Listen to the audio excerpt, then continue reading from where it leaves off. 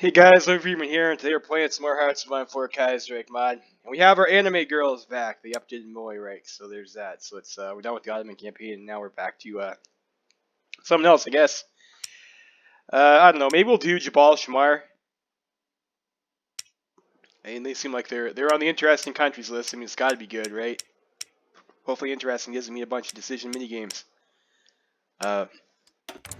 Probably is, though. Probably is. Let's go see what this country's all about.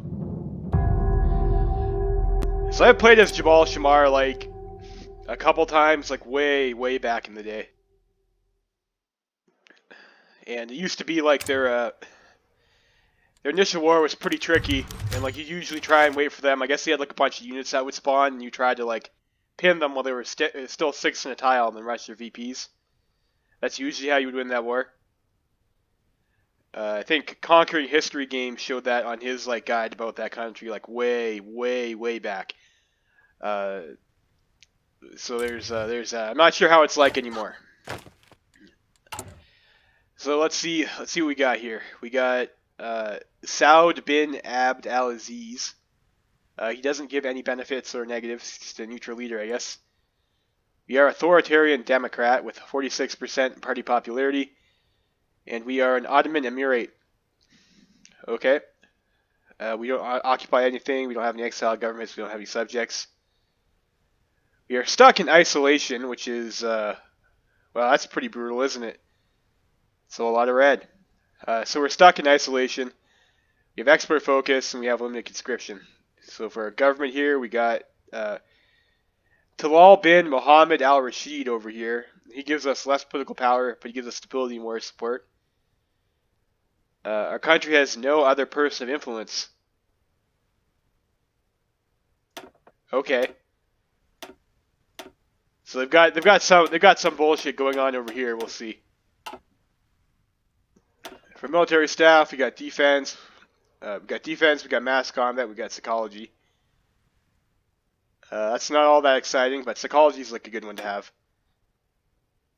And we have decisive battle, static defense, and elastic defense. That's okay. You're missing a lot of stuff here, but you are probably a minor country, so it's expected.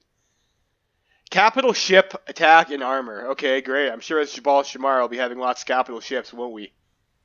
And amphibious invasion speed and convoy production costs and stuff. I mean, this is probably the one you'd pick if you ever decide to pick one of these anyways. We have naval aviation only. So, okay, whatever. I think we just have... It looks like we just have some generic companies over here. So, nothing too spicy. So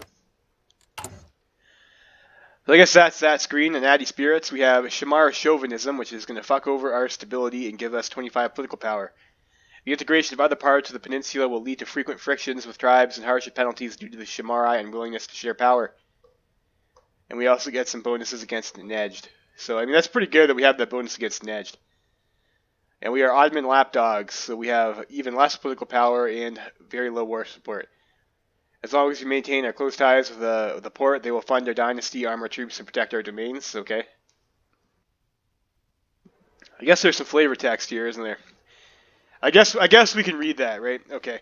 Although the Shammar form only part of the tribal confederation that has sworn fealty to the emirs of Hale, they are without a doubt the lifeblood of it. Unlike their rivals in Riyadh, the Shammar do not share the belief that all monotheists should be united or that they are equals. For them, it is clear that the Shammar are a group above the other countrymen, and it is their right to rule and fight. Their martial prowess, famed in the entire subcontinent, has strengthened this conviction, although it has over the last few decades had no choice but to recognize that what their troops may make up in quality can't match the sheer numbers Ibn Saud brings to the field. This attitude has in the past led to severe issues with the other tribes of Arabia, who see the Shammar as unreliable chauvinists, further exacerbated by their short reign over the entire Najd region, when the ruthless attempts at subjugation left the region a burning ruin. Ever since the fall of the Saudi state, the emirs of Hale have fostered close ties with the Turkish Caliph, partially out of economic necessity, as the merchants and citizens of Hale depend on the influx of pilgrims going from Ottoman Iraq to Ottoman Hajj, and partially out of opportunism. As the Saudi state continued to crumble, the Shammar used this window of opportunity to expand their own power with the backing of the Turkish arms. Their inability to stop the resurgent Ibn Saud would, however, prove their undoing, and their reliance on the Turks to help them quell the young Saudi state gave them the reputation of Turkish lapdogs and traitors to the traditions of the Arab Peninsula. Suffering defeat after defeat, the Shimar attempted to regain their position by shedding any ambiguity that may have remained and threw themselves fully behind the Ottoman cause. Although this decision would lead to their survival as a state independent from Iyad, it also bound them closely to the Turkish state. With Ibn Saud ever expanding his power and influence, Najd's undoubtedly greater military potential, and the constant infighting of the Rashidi dynasty, the Turks have become the only reason the Emirate still stands. It looks like we're in a pretty dire spot, aren't we? Our political power gain, even with those negatives, seems to be like okay though. Like it'll be 1 after we take a focus. 0.46, we have like 46% is not bad party popularity. Stability is just like a little bit lower than average. It's not too bad. War support's a little bit low. Our manpower is pretty much non-existent. We have 1 military factory, and we've got some fuel that we're probably not using in our stockpiles, like pretty itty-bitty, and we have no oil. 20 convoys, like the usual zeros for this stuff. Oh, jeez. Oh, jeez. Fucking more decisions, of course. Alright, so we've got the usual propaganda and political fixers. Preparations for the War of Unification. Time has not been very kind to the House of Rasheed, losing most of their male family members to the hands of Ibn Saud and suffering from continuous raids into their territory by the Ikhwan. The power and prestige emanating from Hayil has severely waned under the weight of the Wahhabists. Support by the Ottoman Empire is keeping our dominion on its feet, however, as their continued partnership and alliance with our Emir ensures his lands are safe from any immediate threat. Some have argued, however, that this partnership is the only thing keeping our realm together, and should disaster befall the Ottomans, Ibn Saud may see fit as his destiny to reunite the peninsula under his rule. The strength of our allies will determine the size of our army at the start of the war with Najd. According to Central Arabian tribes, securing assistance from forces in Hajj and Iraq could help tip the scales in our favor. So Najd is already like pushing our shit in over here. So we have to spend PP on this shit. Wonderful. Diplomacy with the Sublime Porte. The Ottoman Empire, commonly referred to as the Sublime Porte, is our largest ally in the region and also its strongest military. Even though we should not expect direct intervention from them should the Saudi strike, we can still rely on the Sultan's favor in times of need. So we can get Army XP and Organization, Defense, and Core Territory. Okay. We can get a military factory. Join the Istanbul Pact, join the Cairo Pact, okay?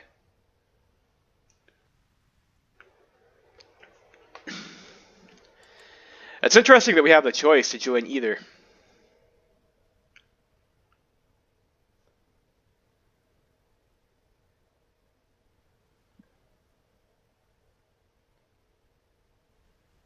Huh.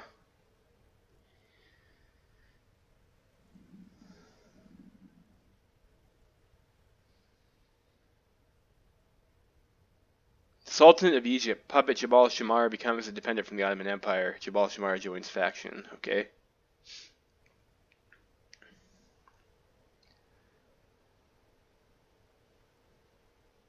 So I guess I'll have a choice to either stay with the Ottomans or join the Egyptians. That's interesting that you get a choice. So I like having that choice. We don't have an intelligence agency, obviously. 1 research slot, so that's pretty awful, isn't it, boys?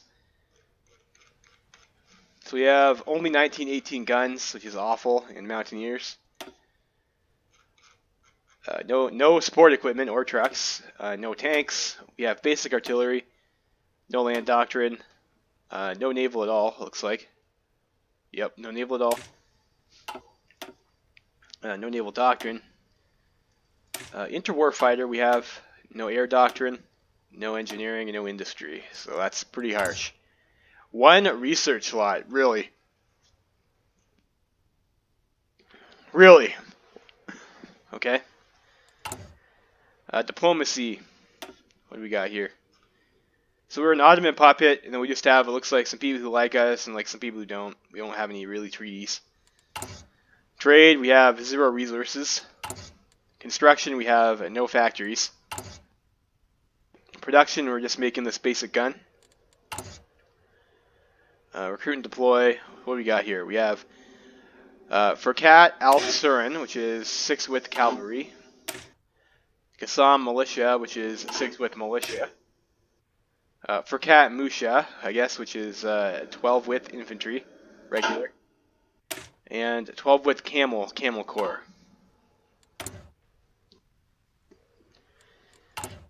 So that's not that exciting. We have 2.5k guns in stockpiles. Like, we do have some rifles. Take a look at our focus tree here. Merchant Princes of Hail, so we can do this. Hayil, I don't know how you say that. Okay, so we'll get trade deal opinion factor plus 15%. Okay. That's going to be very helpful. Political power gain. Improve relations, political power gain at the cost of Ulama neutral with Ulama discontent. So I guess there's some sort of annoying minigame we're going to have to play probably. So we get civilian economy here. Yeah, that's better than isolation, isn't it? Civvy factory and a building slot. Construction speed, factory output. I mean, that was what we looked at before. They'll also give us civvy economy. Consumer goods factories plus 5%. So I guess this Ulama, we didn't have an Ulama spirit or anything like that, right? It's like, I don't know. Gains national spirit, guardians of the Hajj. Replace Ulama neutral with Ulama pleased. I don't know. Like, so I guess we get something over here. Like, I'm not seeing where this Ulama thing is from the stuff we've looked at before. Urban nobility. Okay. So it looks like we're going to have some annoying minigame to play. We're going to have to balance like the Ulama with the nobility or something like that.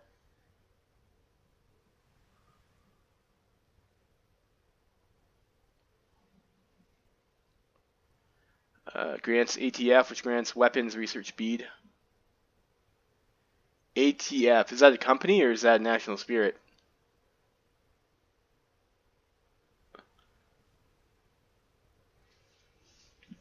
It's not bad though. Rasheed Directory of Military, Division Training Time, minus 5%. Org, planning speed, not bad.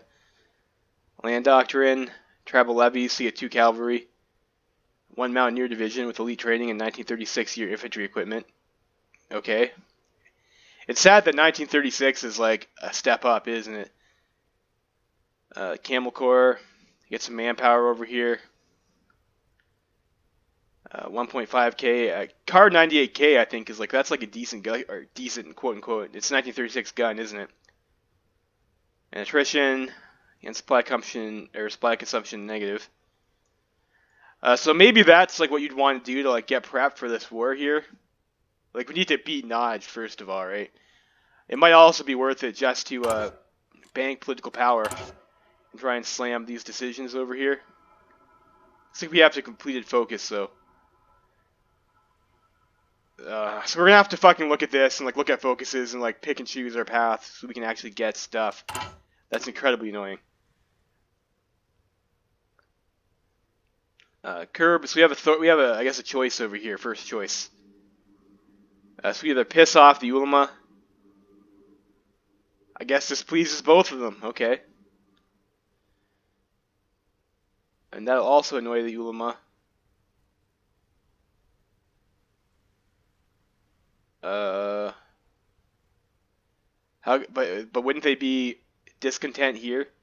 And this says neutral to pleased. Maybe it's like broken because we're on neutral right now, and it always shows this to you in reference to what you're currently at. We don't have anything with the Ulama yet.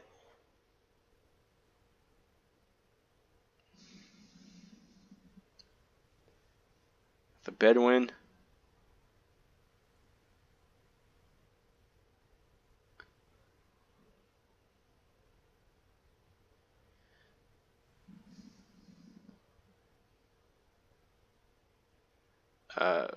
Resistance growth, speed, damage to garrisons. And this gives us stability 10%. Group of population 2%, okay. Still Qadis. I don't know, nothing around here seems like really all that interesting. It seems like a lot of these are tied to this game to keep people happy. Like I do not like that at all. But we'll see. So we can take this once we kill Najd. So we get some cores.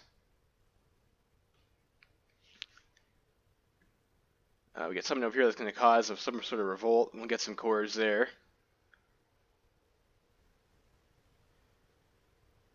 Civilian factory, and some oil. Okay, and then we have to, I guess, do this over here. That's all. Okay, so I guess this breaks us free. We get an economy law upgrade, and we're supposed to, I guess, attack the Ottomans.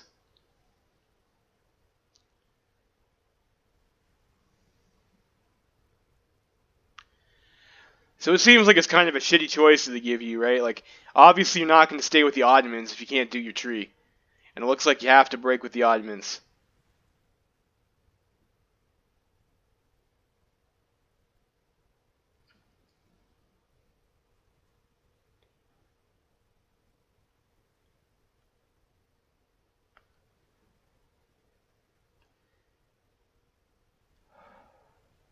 And I guess this puppet's Hajj. This unites them, so you can either puppet or unite the Hajj, I guess.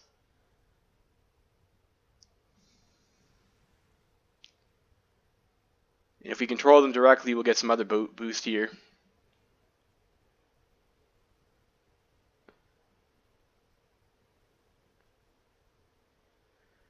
I don't know. This doesn't really seem like that interesting of a tree, to be honest. I'm not going to lie. Unless there's something hidden. Like, I think the Saudis, if I remember correctly, they have a focus tree to, like, go and, like, kill everyone and become, like, the dominant faction in the Middle East. Whereas this just seems like we're trying to take Hijaz and that's it.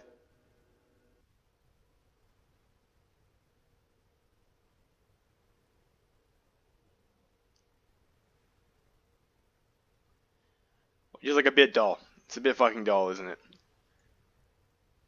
Like, do we even get world rolls against Muscat and stuff?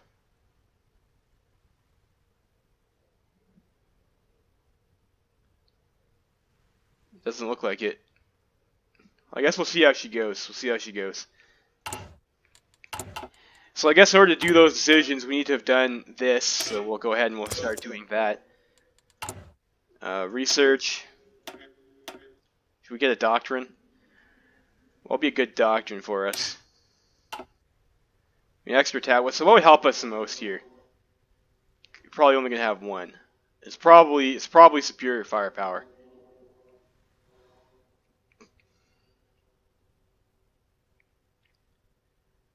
Yeah, probably superior firepower.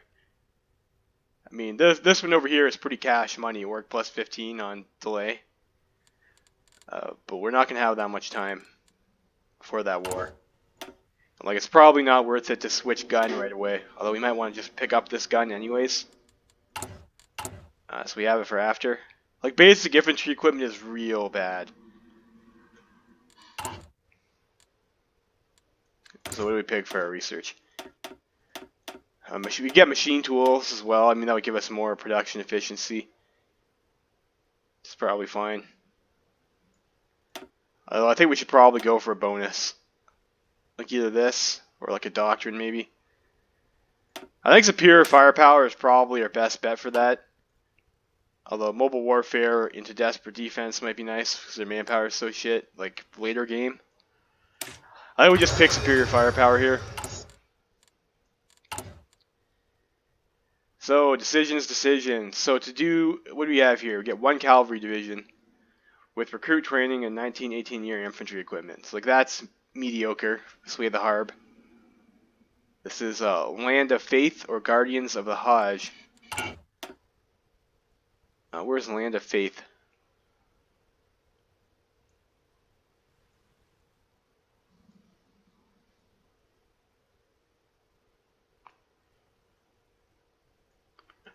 Like over here somewhere?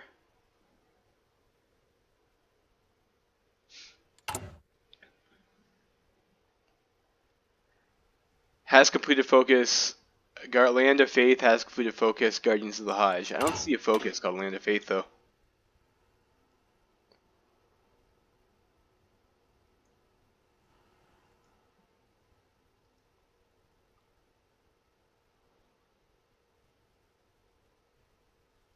Yeah, I'm not seeing that. That's fucked.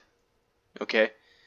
So I guess if we do this focus, we'll be allowed to get that unit for that power cost. Complete outlaw slavery. We'll get 1 militia division, so that's pretty awful.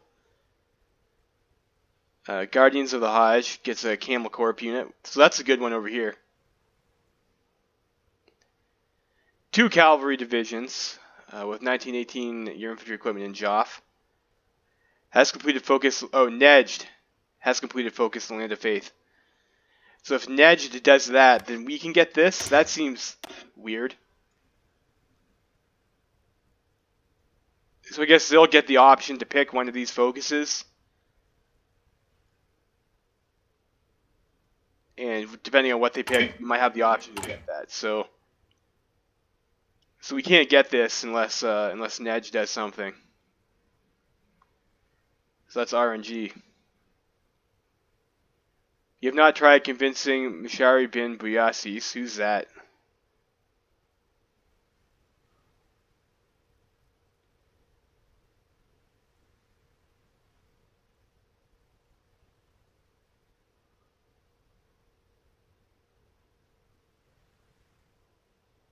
So that's this guy over here, I guess.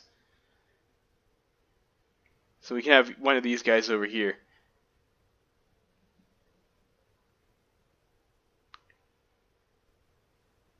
So we'll get one of these depending on what focus Nejd takes, I guess. Outlaw slavery will get us this over here.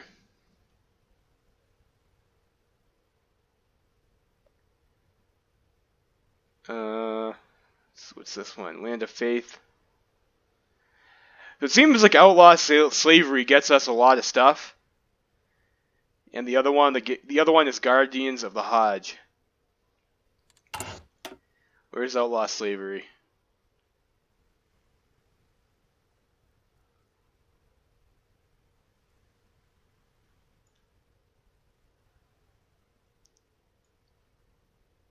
Down here. Alright, so we have 249 days. So that's 56. 56. So what will I say? Okay, so this is 30. Let me get a fucking calculator, boys.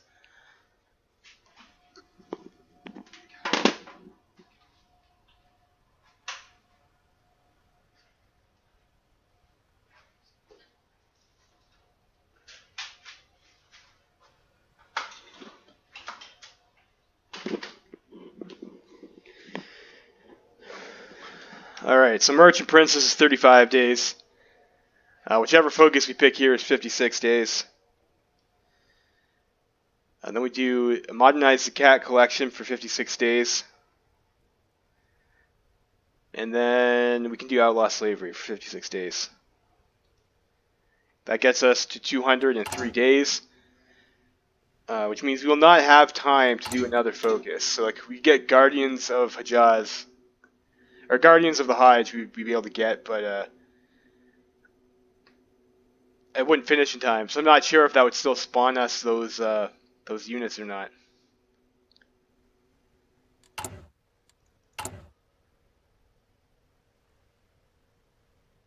Because it says at the start of the war. It's like I'm pretty sure if we rush outlaw slavery, then we won't be able to get Guardians of the Hajj before.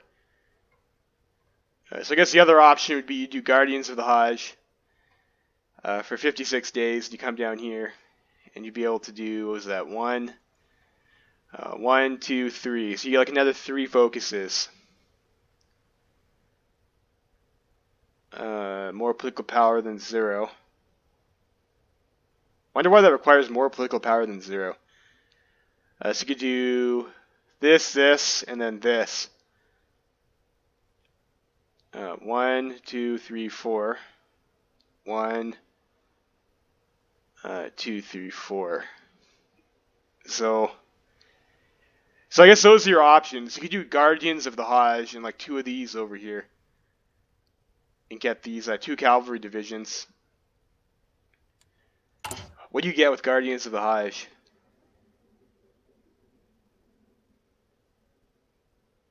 Alright, this has not competed focus outlaw slavery. Okay.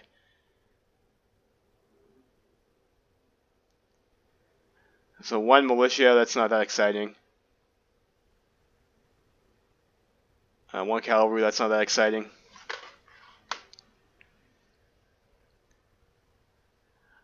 Camel Corp over here, that's pretty good. Like, I think the Camel Corps was our strongest unit that we could get. So that requires Guardians of the Hajj.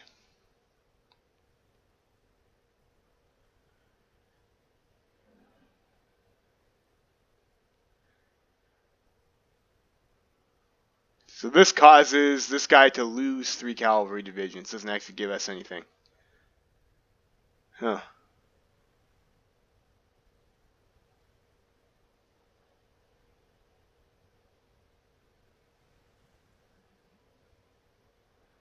So if we don't do outlaw slavery, we're able to do this. Okay.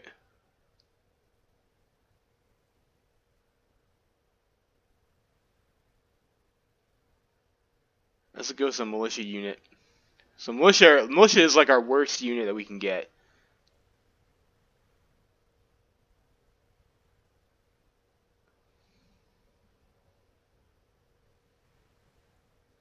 And this costs political power to do as well.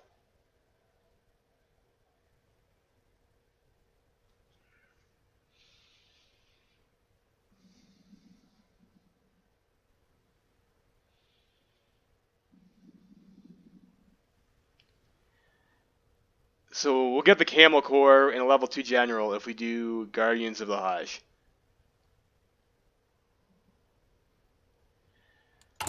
So I think maybe that's what we want to go for. We do Guardians of the Hajj. That gives us a nice buff too. So that's are any of these are all 56 days, I think. Yeah, okay. So like I guess we'll do Guardian of the Hajj. I don't think any of this stuff is going to help us, so this research slot might be alright. Not for winning the war, though, and I think this war is a tough one to win. So we'll do Guardians of the Hajj, we can get that, and then we'll do, this thing over here. And then 2 cavalry divisions, and I think we can just get this after. Gain this Mountaineer division quickly.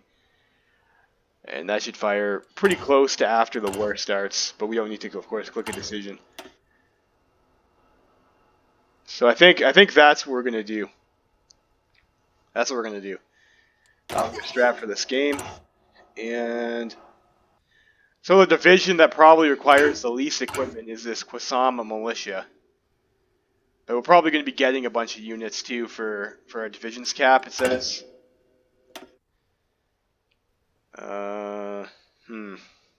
So maybe this thing over here to fix our division cap might be alright too to get. Division limit cap at plus 90.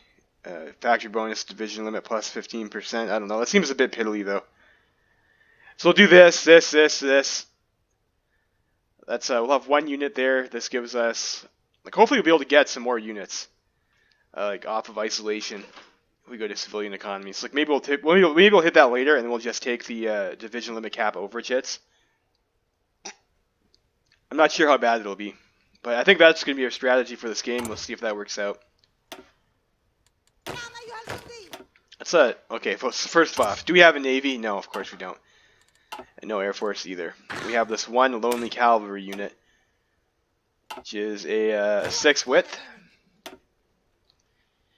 Who's our generals? We have our boy Saud bin Abd al-Aziz. Okay, and all of our guys are politically connected. They're all the same. They're all the same fucking guy, aren't they? Okay.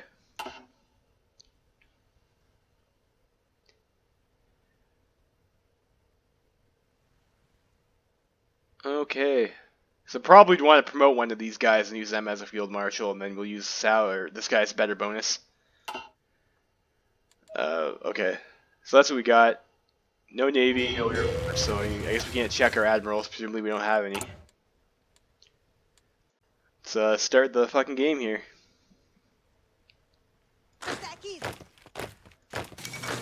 Wait, hold up. We got 35 army experience. I thought we had 0.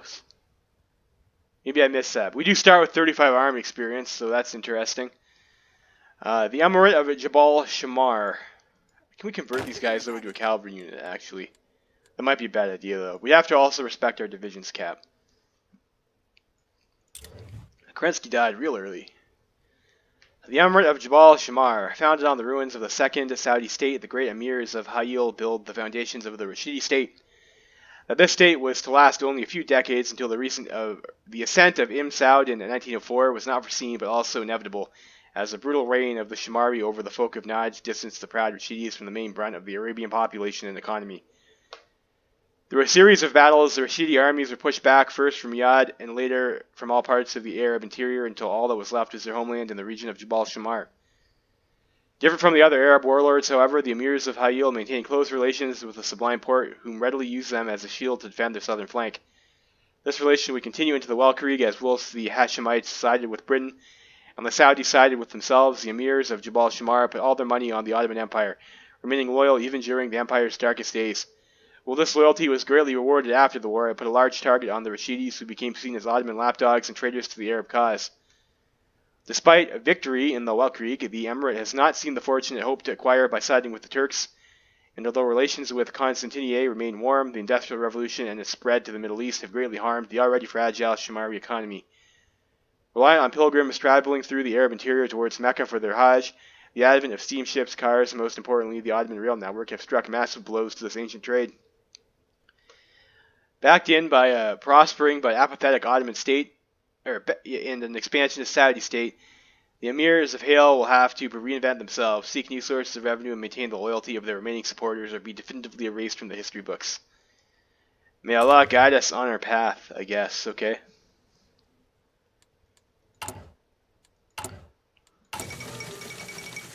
We got Vrangel. Vrangel is in charge.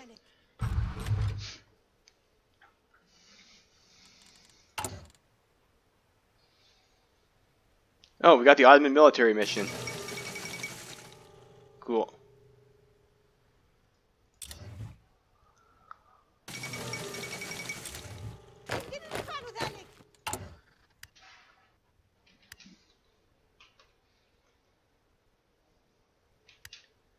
Alright, so we have some PP choices here that we can spend here. For 50 days we get that, so probably we don't want to do that until we're at war. And this will get us a Milfact for 50 PP, which we might want.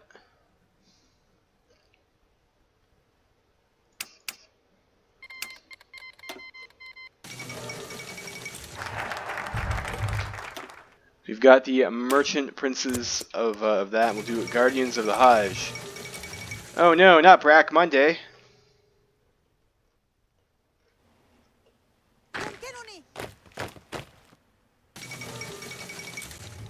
Austrian Empire withdraws from Italy.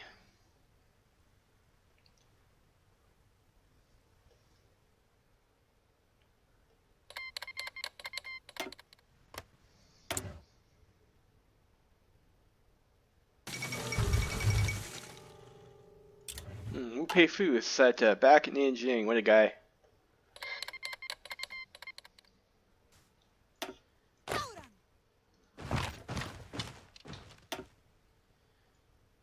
So I guess we can move through Ottoman territory. That's interesting. So we have military. I guess as an emirate we would, wouldn't we?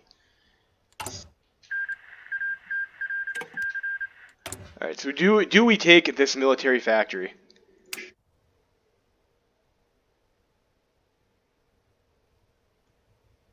Let's try it. Let's do it.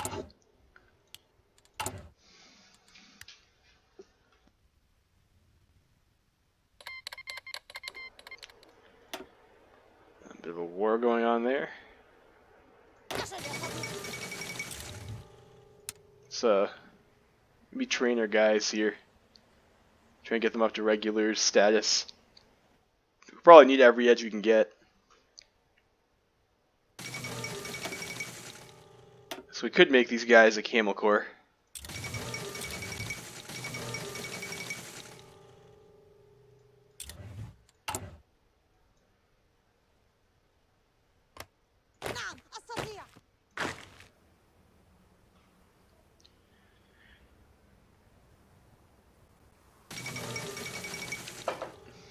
First International Congress.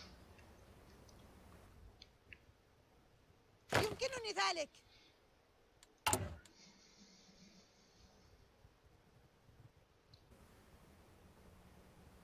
I don't see an Ulma thing still though. Ulma neutral. Okay, so I guess that's this shit over here. So this will change. I guess our we don't get advisors. Whatever buttons we click here determine what we get from that.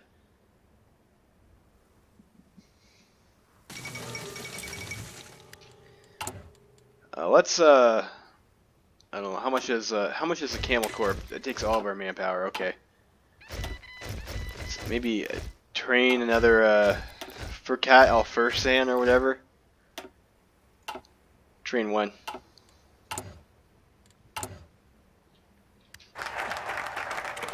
Right, we're guardians of the Hajj.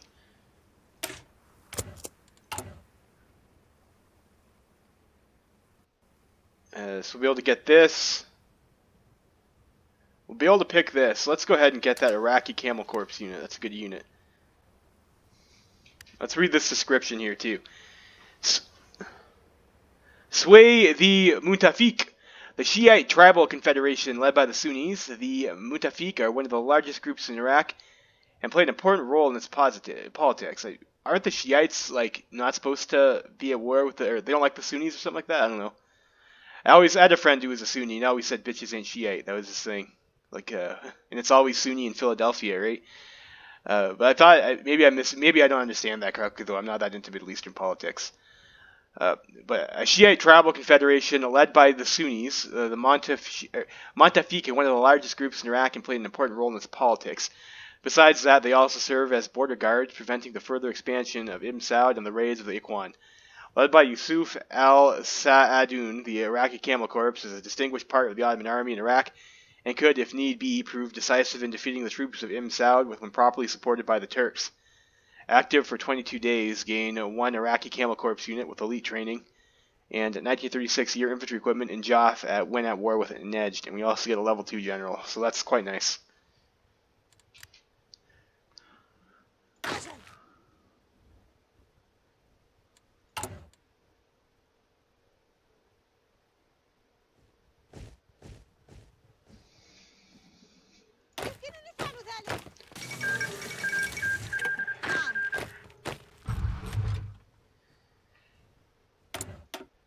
Alright, decision available. We can sway the Harb. So this gives us a cavalry unit. I don't know, we might as well do that.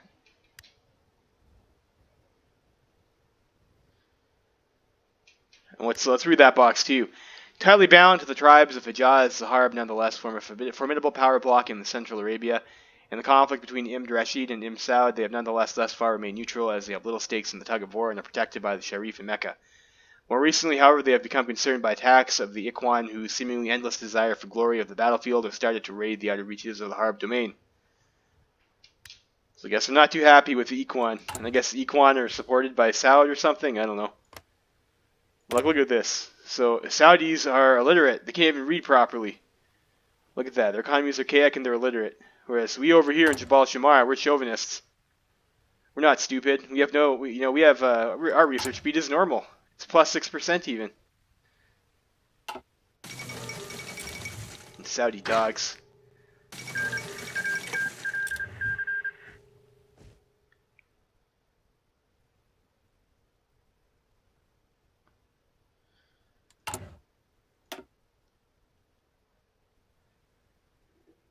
So this will give us 5k manpower, which we might need too.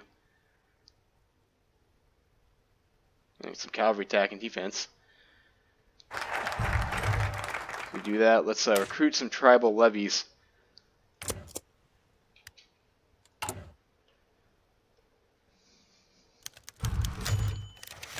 The end of Sabaism. Although paganism had almost entirely been extinguished under the dogmatic First Wahhabi state, a couple of small holdouts survived the spread across the deserts of Arabia. One of these last groups, the people of Jaf, had embraced the semi-Sabaean worship with prayers to the sun and sacrifices to the dead. With the entrance of modern forms of communication and a greater degree of centralization, even these last few cults have finally been forced to close. In their stead, the Hijras of the Ikhwan have established a tight hold on religious practices in Central Arabia, persecuting the non-monotheists with the fervor only recent converts have. The word of Muhammad stands victorious. No more of these pagan heresies.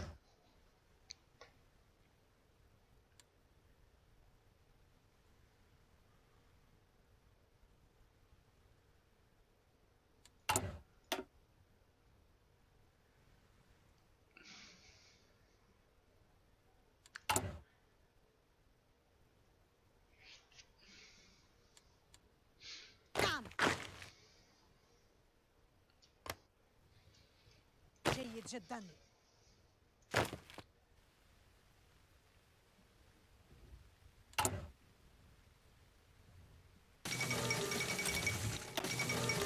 Okay. Coup d'etat in Siam. Well, that's unfortunate for the Siamese, isn't it?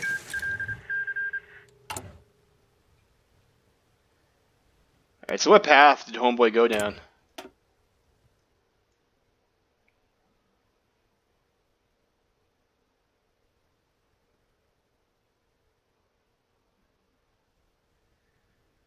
Guess we can't see.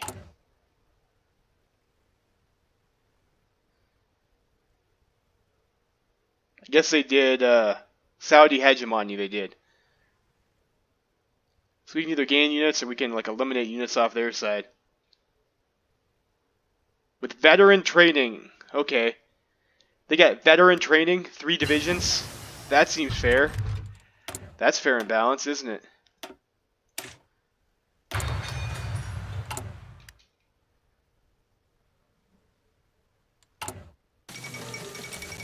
So we have 66 days for that. We need to get 100 political power. Probably don't. I don't think we want them to have those.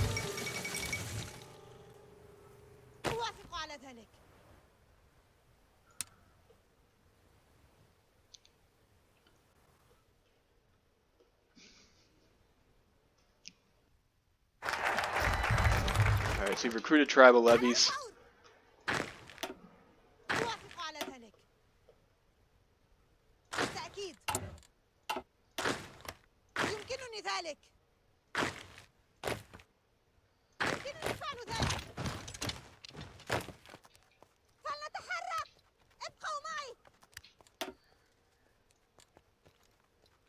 Let's get to 101, then we'll slam this down. I think. We definitely don't want them to have that. Okay, so we can do...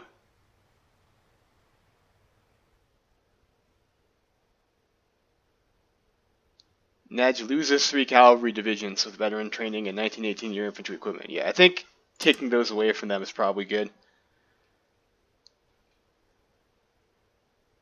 Active for 25 days. So we can't do that. We won't be able to do that. This is 25 days. I don't think we'll have the political power to get that, though. But we can't do this. Alright, no. I guess we can't. We'll have to wait now. Now we can do it.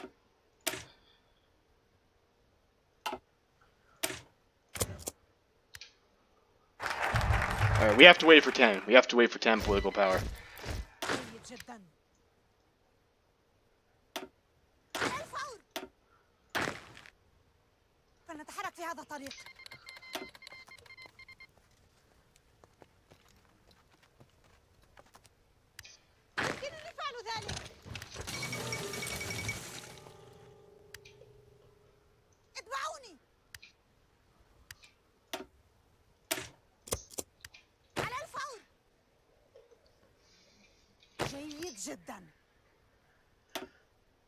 So try that garrison trick again. That might be important for this war. Get us some planning and we can still micro. Try and garrison the United States of America. In Alaska, of course, and we'll have this over there.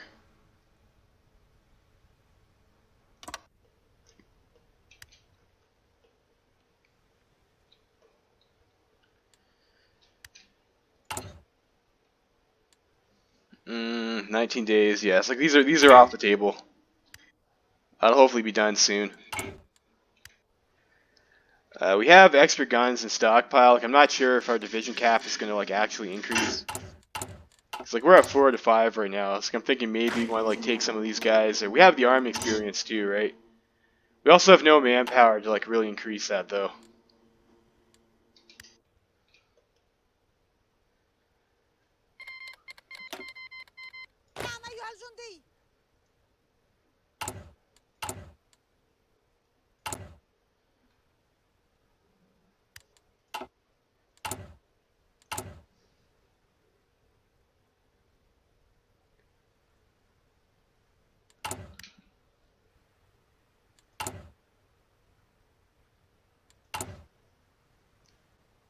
Expand the Rajal.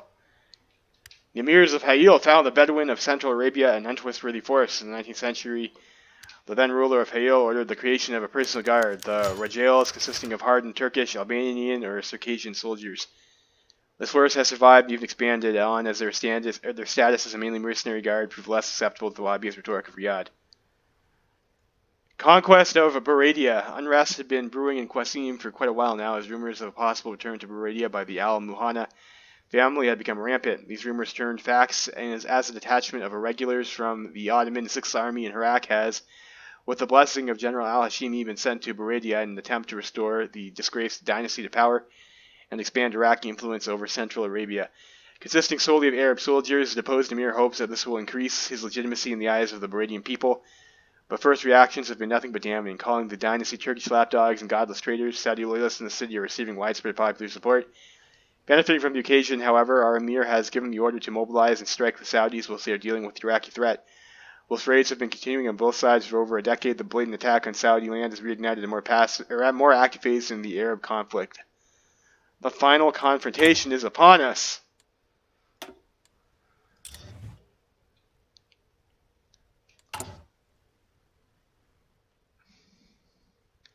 So the Bedouins are pissed off. These guys are pleased. And these guys are neutral. Okay?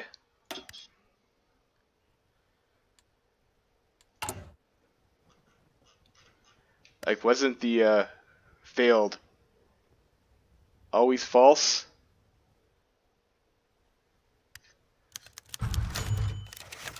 Okay, so I guess Najd got 6. Ottoman army withdraws. Despite fears of a successful Ottoman-backed invasion of Central Arabia, a change of leadership in Baghdad has quickly dashed any hopes of the Muhanna family had left. The new governor, following orders from the capital, has immediately decreed an end to any operations in Central Arabia, officially claiming it recognizes Ibn Saud as suzerain of Qasim in the capacity of Ottoman governor, and thus sees no need for intervention. The Iraqi administration has in practice been forced to evaluate its expenses and deemed it more cost-efficient to abandon Central Arabia. The wheels have, however, already been set in motion in Qasim, and open war between Hayil and Riyadh is now inevitable. As scimitars are sharpened and rifles loaded, the burning desert sun rises above a new Arabia. To war!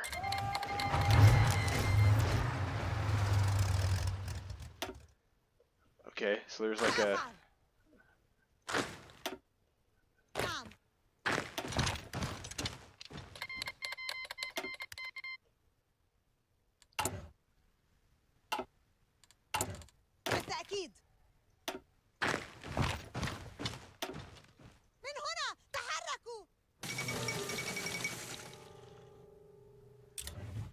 Belgian Declaration of Independence, okay.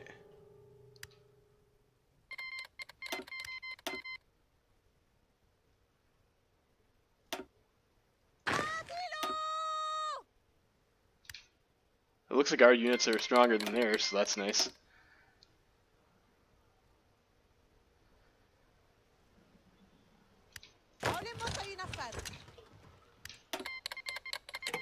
Cool, if the Ottomans want to send some volunteers, I'm down. Down like a clown, Charlie Brown. So the Iraqi Camel Corps, it's not actually a Camel Corps division, it's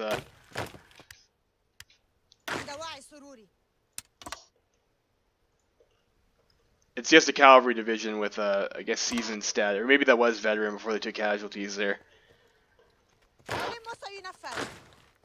So that's still going, we'll get that soon.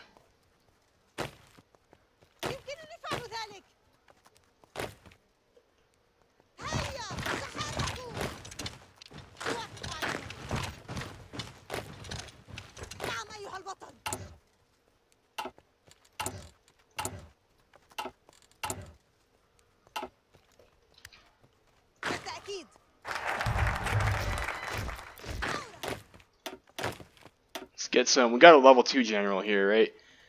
With a cavalry leader.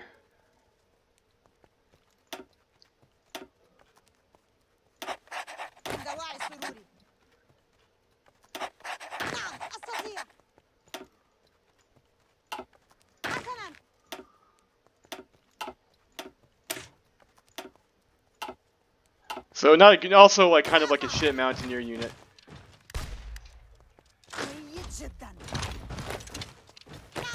So, you know, it's better than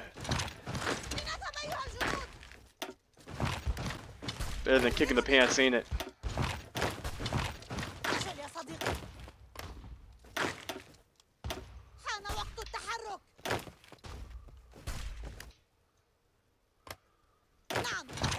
We'll park that unit on Hale. That's a pretty good one.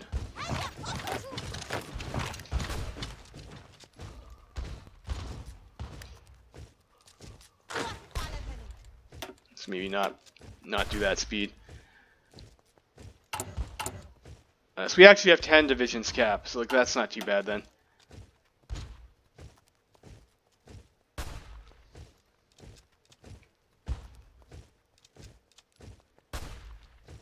Did we get the manpower here? Yes, let's do that.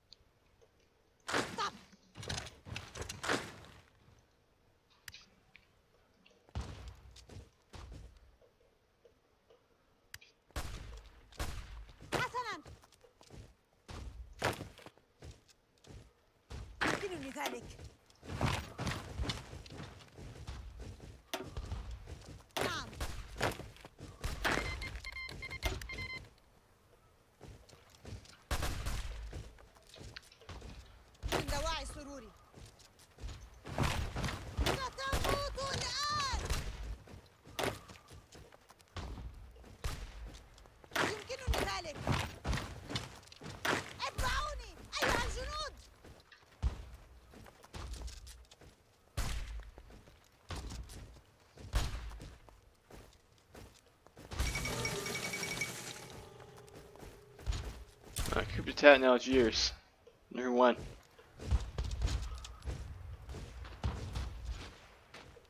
So actually, attack here.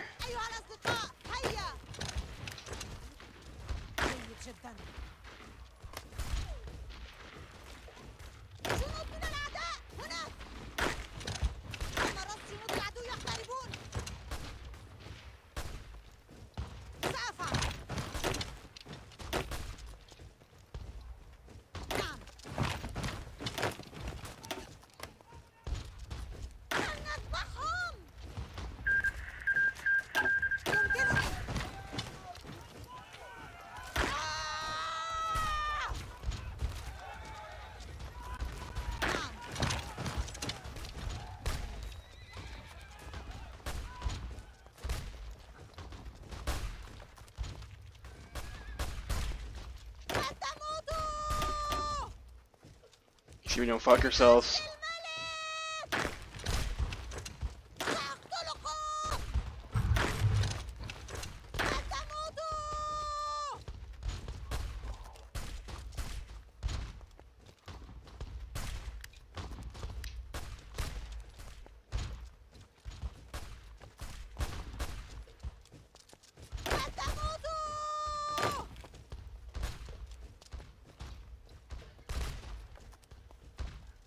Alright, so I guess that's going okay. Guess we could spend 10 PP for that. I mean, that seems not bad. Orb bonus is quite nice.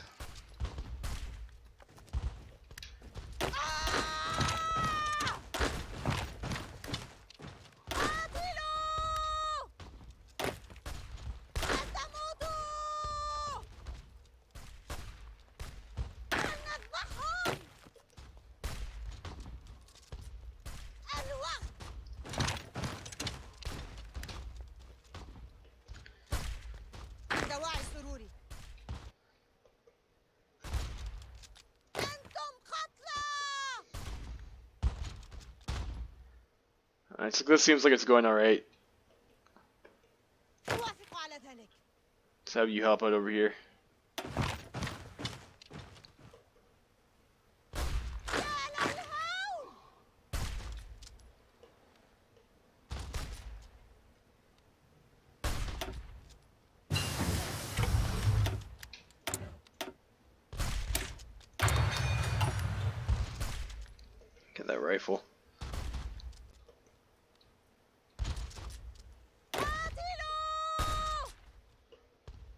The Egyptians are starting to help them out there.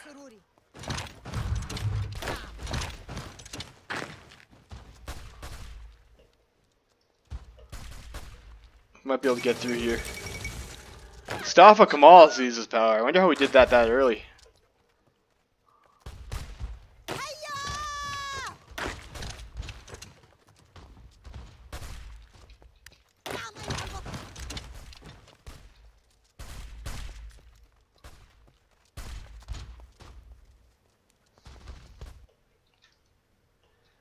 Go for Riyadh.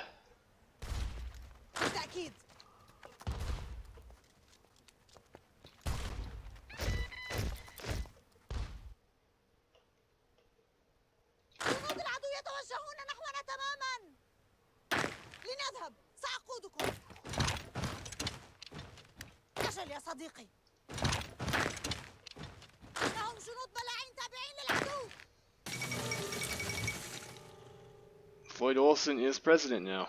It's nice for him.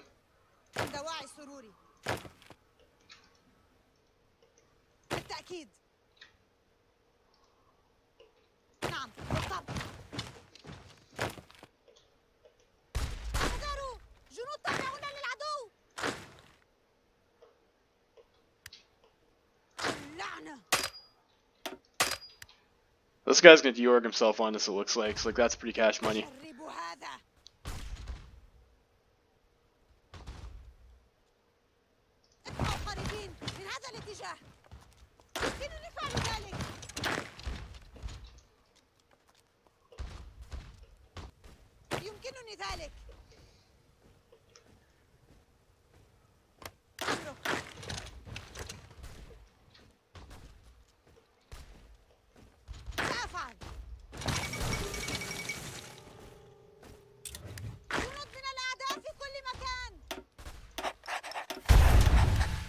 Last stand those guys.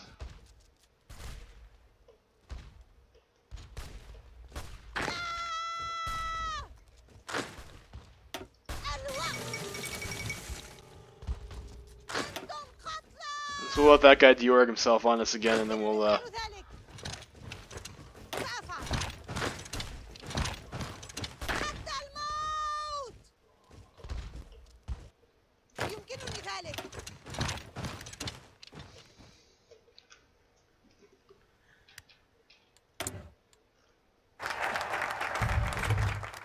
Alright, so we've done that. This is going pretty good. Maybe we just want to do economic focuses. Guess we can't do this stuff over here. We get the civilian factory building slot. I guess we probably want to start looking at that.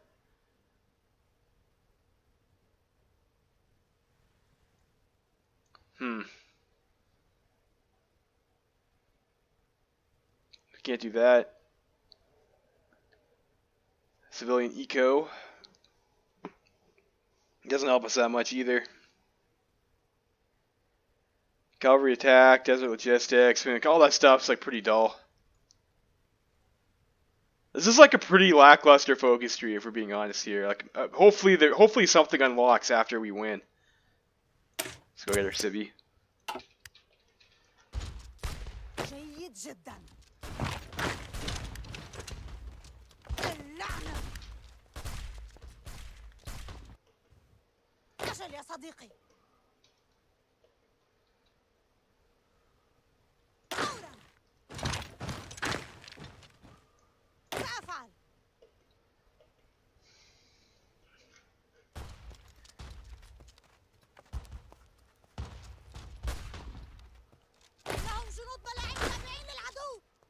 Let's move this guy over here, and then we can just like stop attacking.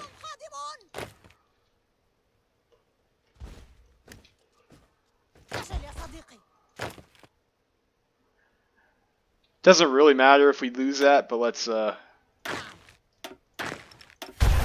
try not to.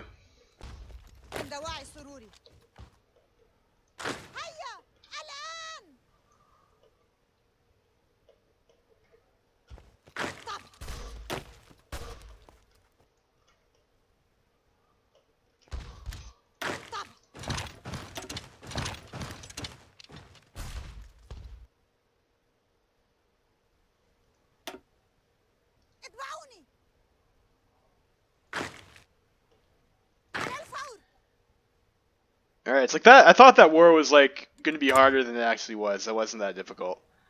Although we have 170 days, or we lose. Okay. Better be fast. Be quick over here. Like, where's the rest of their VPs? Okay, we got it. We got it. Victory in the Middle East! Woohoo! Alright, boys, we got her. It looks like we lost that stuff, though. We don't have that general anymore. Sad. Caliph Abdulmajid II appoints Saud bin Abd al-Aziz, Emir of Hale and Najd. Congratulating us with our grand victory over the Wahhabists, the Caliph has sent a delegation to Hale to confirm our new position on the subcontinent and appoint our Emir, Emir of Hale and Najd. Whilst the congratulations are most assuredly genuine, one cannot also ignore the fact that through the ceremony, the House of Osman is once more linked Hale to their realm, with all the responsibilities and advantages that provides. We are grateful for his blessing. Okay. All right, so we got her. Got that did. All right, let's see what we have. It looks like some of these things look a little bit. All right, so we still have that. We're still Ottoman lapdogs. We still have the military mission. We still have merchant princes, guardians of the Hajj, Rasheed director of military affairs. We got that from Focus. Rasheed Arabia. So I think this is new. This gives us org 10%, political power gain, and improved relations opinion at 10%. Yeah, so that's that, I guess, so that we get that for winning. So that's pretty cool, I guess. Intensified Wahhabist rhetoric. So I guess Saudi's still talking some smack after we slap their asses. And Ikhwan Hijraz. Damage to garrison, daily political power cost.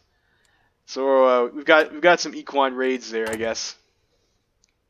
Imminent collapse.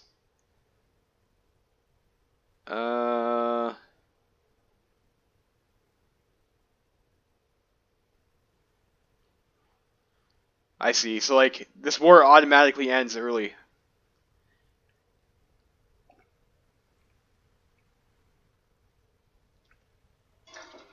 Automatically ends early, huh?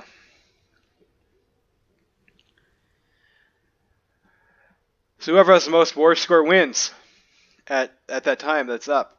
Okay, but I mean I guess we don't have to worry about that, do we? So we can do this. How do we deal with these Ikhwan raids, I guess, that are fucking us up? Or this Wahhabist rhetoric.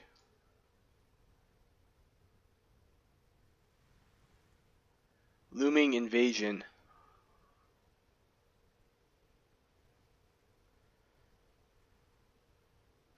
I don't know. Is that something over here? I don't remember seeing anything.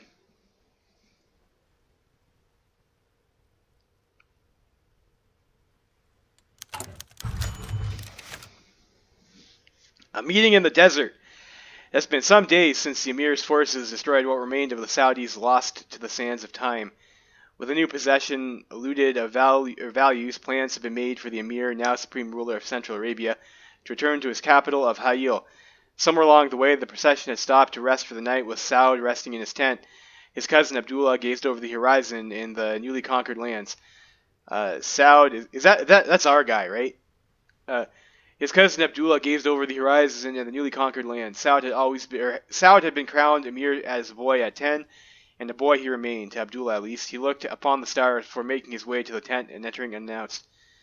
My dearest cousin and magnanimous Emir. Fuck, that's a awkward word. My dearest cousin and magnanimous Emir. His congratulatory smile was enough to mask his envy. I come to congratulate you on the victory over Saud. His cousin barely noticed his presence, with Saud gazing only after a few seconds. You could have come sooner, but I suppose you have finally made your presence known. Your flattery betrays you, Abdullah. What is it you desire? Abdullah's smile dissipated, and was he that easy to seize through? He gave an awkward before returning to a slight grin. Like I think they're missing a word there. Aha, if only my lord. But no, I come with a warning. It appears that the Saudis did not die with this final blow and have fled into exile. I hear they are making their way for Kuwait. Saud's face became more serious, and he turned to his cousin. I see, I see. History repeats itself. I will have to make arrangements then. Abdullah let a small smirk emerge in his face. And what will those arrangements be, my lord? Okay, so this is nice. Dark forces start moving against Saud bin Abd al-Aziz. So at least they tell you that. So I don't know. Like, do we what do we want to do here? They will die by the sword of the desert. Maybe that's how you unlock your hidden focus tree. I don't know, guys. I don't know what I want to do here. Should we? What should we do? What should we do here? Like, this tree doesn't seem all that interesting.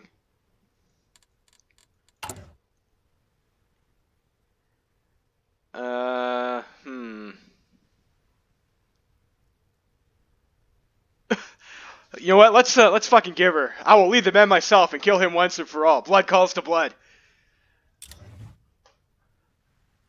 We'll go down the path of chaos.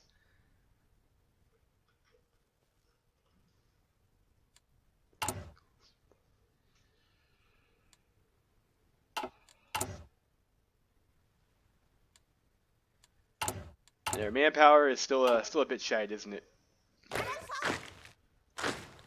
Oh, we've got resistance. Let's go to the local police force.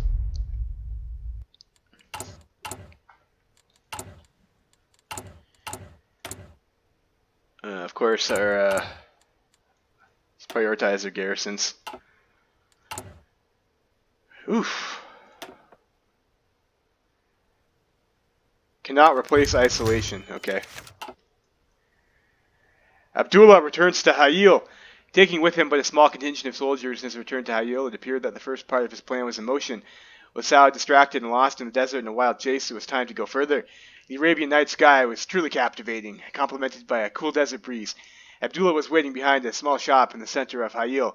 The merchant wouldn't mind, nor he need to know. Like a silhouette on the night sky, a man cloaked in black entered the small yard and nodded to Abdullah. You are the cousin of the Emir. Abdullah nodded and shut the gate, visibly brandishing a pistol. And you are the envoy of the Al-Subhan family. He nodded, and the two men shook hands before taking a seat at a small table. Before any conversation took place, Abdullah placed his pistol on the table, his finger resting on the trigger. The Emir is not well. The envoy raised an eye, confused. This is why you wish to speak to my masters? Abdullah nodded and looked over at the night sky. News travels fast, doesn't it? We defeat the Saudis at Riyadh, and soon the whole land knows of our success. Saud was beheaded and his body buried, yet the Emir believes that the House of Saud will continue to haunt us, that the man we killed was only the beginning, and that the exiled Saudi princes should be hunted down and destroyed, a clear sign of his mercilessness. The Emir is fueled by hatred and a desire for blood, and if we let him continue unchecked, we may soon not have a realm left to rule. I suppose. And what do you propose to fix the king's affliction? Abdullah sniggered a little and shook his head. There is no cure for such an illness, and with the king indisposed, perhaps it is time for a change of leadership. The two chatted some more into the evening before shaking hands and bidding each other farewell. That devious prince! Wow, what a backstabbing bastard. That would make him a kinslayer too, wouldn't it? Because they're like cousins. What a jerk. I guess we'll see how this plays out. The Mercenary Gambit. Fortunately for Abdullah, the Emirate and its predecessors were not fond of using Arab soldiers, but rather Turkish and Egyptian mercenaries for their personal bodyguards. While skilled and experienced, these men fought for money, not the king, and with the Black Monday situation taking effect on the royal coffers, many of these men had not seen payment for some time. Assurances for the king are one thing, but a bag of gold is another. And you offer to pay double or pay two? The captain looked shocked and pleasantly surprised in equal measure. His men had never heard of such splendor. Abdullah simply nodded, with that the same menacing grin. Of course. If that is the price of your loyalty, then so be it, though I trust you will not intervene in such family matters once this rotten business is all well and done. The captain thought for a second before turning to his soldiers and back to Abdullah. And how do you actually expect to pay us? Surely your personal wealth does not rival that of the king. Abdullah nodded. His faith remained unchanged. The Al-Subhan family are backing my campaign and have guaranteed they will supply me with the initial payments. The rest will follow once I take over. It was quite the offer, but could he hold his word? Ooh, the Mercenary Gambit. This is like a pretty straightforward choice as far as Koya goes. We either kill the king or we don't, I guess. I mean, if they pull a reverso over here, I mean, that'd be pretty fucked, wouldn't it? But I guess Saud is fucking out and fucking Abdullah's fucking in, isn't it? The king returns at dawn. We will take action then.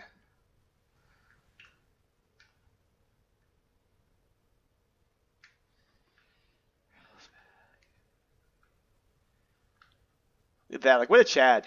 What a Chad. This guy over here and, like, everyone else is an anime girl. The Emir returns. In the coming days, Saud returned to Hayil with his men to be greeted by his cousin at the royal palace. You return with the heads of our most feared enemies, my lord. Saud paid him no attention and instead walked straight past him. Abdullah followed. My lord, is everything all right? Saud ignored him once more before sighing out loud. They must have escaped! Gone to Kuwait or Iraq or Yemen or some other blasted place. Abdullah tutted before offering to leave and did as told, meeting with the mercenary guards. The Emir has failed in his duties, leading a wild goose chase just to satiate his hunger for blood. It is time he was retired. Turning to the door, they entered, and Abdullah drew his pistol, pointing at the Emir. My cousin, you have failed in your duties to the Emirate. May Allah have mercy on you. Before Saud could respond, a multitude of gunfire rang out, and the Emir was killed where he sat. Tell your men to secure the royal palace and then the city. There's no doubt that there are still loyalists to the old order. The men nodded and rushed off, sporadic gunshots and shouts ringing out in the background. Abdullah holstered his pistol and gazed upon the palace gardens. This was all his now. Hearing footsteps, he turned to see one of Saud's servants brandishing a dagger, clearly still loyal to his deceased master. In a frenzy of rage, he lunged at Abdullah, aiming for his chest. Okay.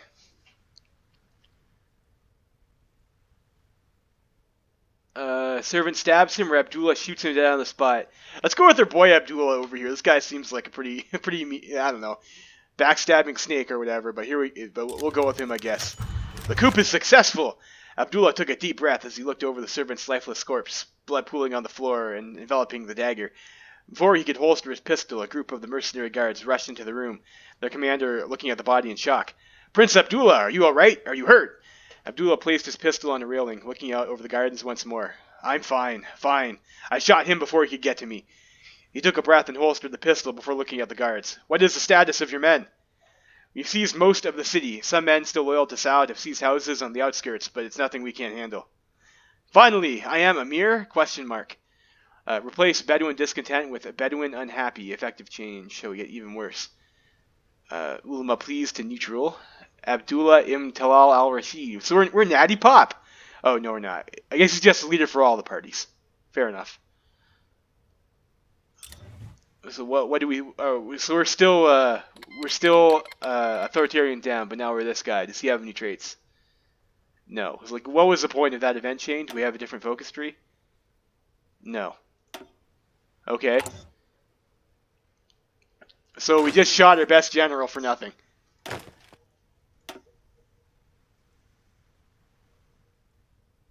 Really?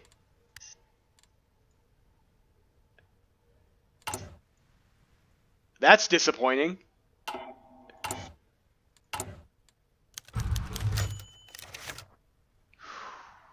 Succession crisis in Hayil. Succession in the Rashidi Emirate has always been a difficult matter, as unlike many other Arab families, the Rashidi princes never managed to agree on the next leader of the family. This led to one of the most bloody family conflicts in the Middle East, as brother stood against brother, uncle against nephew, and sometimes even father against son. Assassinations, coups, murder, and other crimes were rampant during most of our history, as the title of Emir changed hands almost a dozen times in just a few decades. An armistice of the conflict was called during the Walkyrie as faced by a resurgent Saudi state.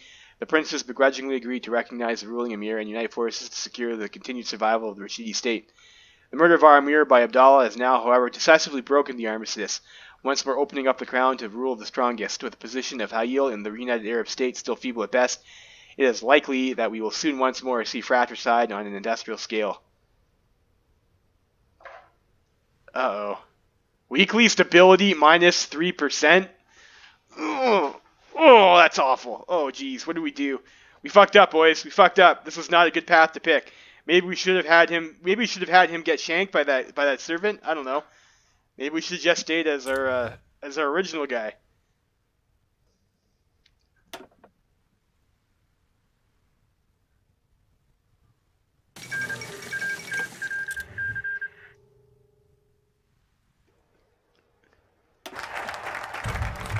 So we'll get our civvy fact. Let's get this. Get ourselves out of isolation. Fuck.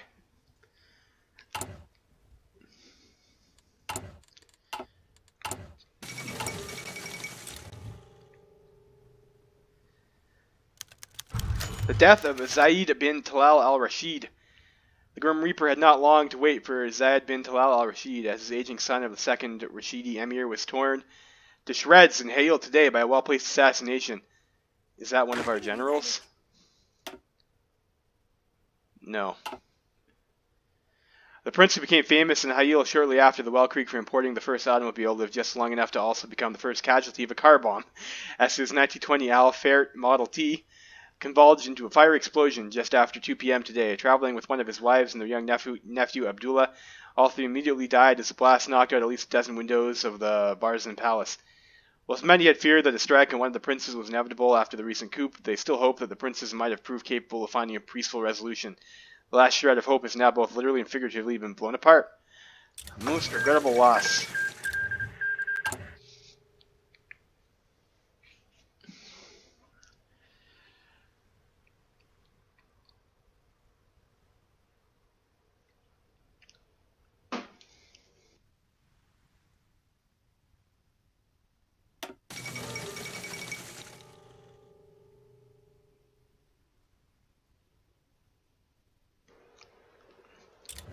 So I think we need to do this stuff while we're still with the Ottomans, so I guess we'll pick that up. Get this PP, get this research slot. Camel racing in Hayil, a tradition as old as history itself. Camel racing has long been one of the most popular sports on the Arab Peninsula. Although traditionally overshadowed by the more popular horse racing, our Emir seems to have a preference for the ship of the desert, and has in his unending wisdom given the command to organize the first Hayil Camel Cup. Starting near the center of Hayil, the race goes around the castle of Hatim al-Tai to Juba before looping back and finishing with the grand finale before the Barzan Palace. All various notables in the town are frowning on the idea, seeing the camel as strictly inferior to the horse. The Bedouins seem to have enthusiastically embraced the idea, and applications have been flooding through the registration bureau ever since its announcement. 50 rupees on Nabran. I guess we trade in rupees. This anime girl seems pretty pale for someone who lives in the desert. Weird.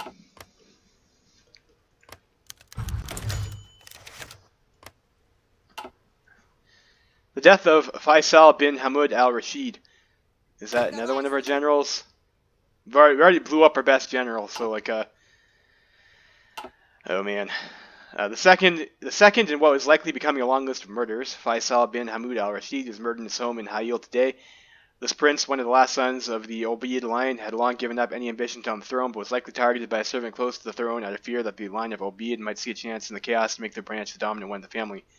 Stabbed by an ornamental blade, a gift to the Kuwaiti sheikh to Ibn Saad, which was captured as a spoil of war during the conquest of Riyadh, the prince was found by his daughter Fatima in a puddle of blood when she returned from a visit to her grandmother. Though the prince himself left no male descendants who may wish to take revenge for the loss of their father, it is not impossible that one of the other Obeidi princes may strike out on the line of Abdullah bin Ali in retaliation.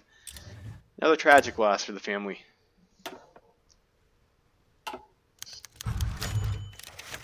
Economic woes in the Emirate. The Emirate of Jabal Shimar had long based its prosperity on the Hajj pilgrims traveling through Hayil.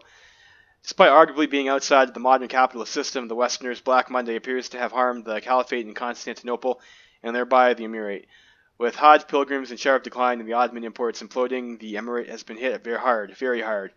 Within the court, dissent has begun to sow with talks of the Emir's incompetence, and it's possible that he may not survive the storm. Nothing will come of this, of course. Maybe we need to slam some focuses to make these guys like us to avoid further problems.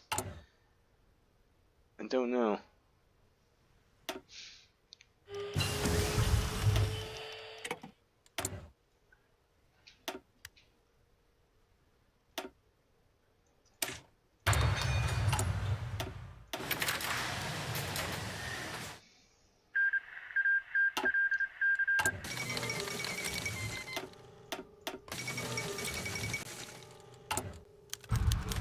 Death of Muhammad bin Abdulaziz al-Rasheed.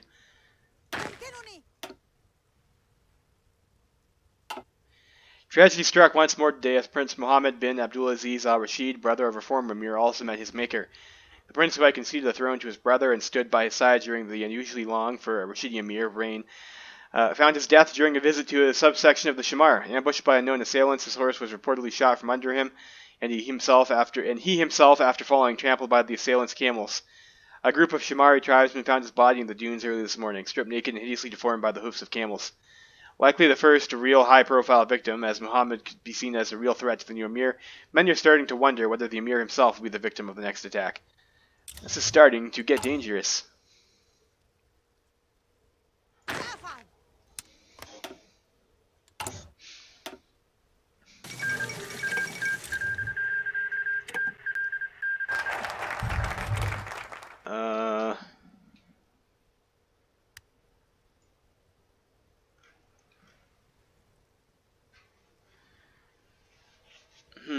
So we get neutral.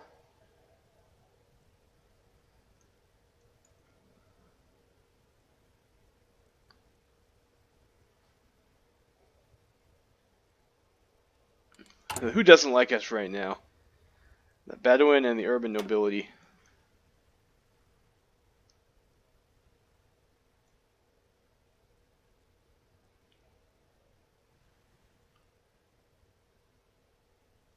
I don't know, let's just grab this research slot, and if we get cooped again, then whatever.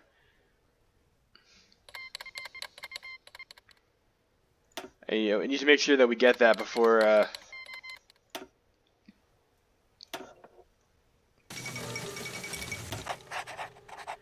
need to make sure we get that before our war with the Ottomans.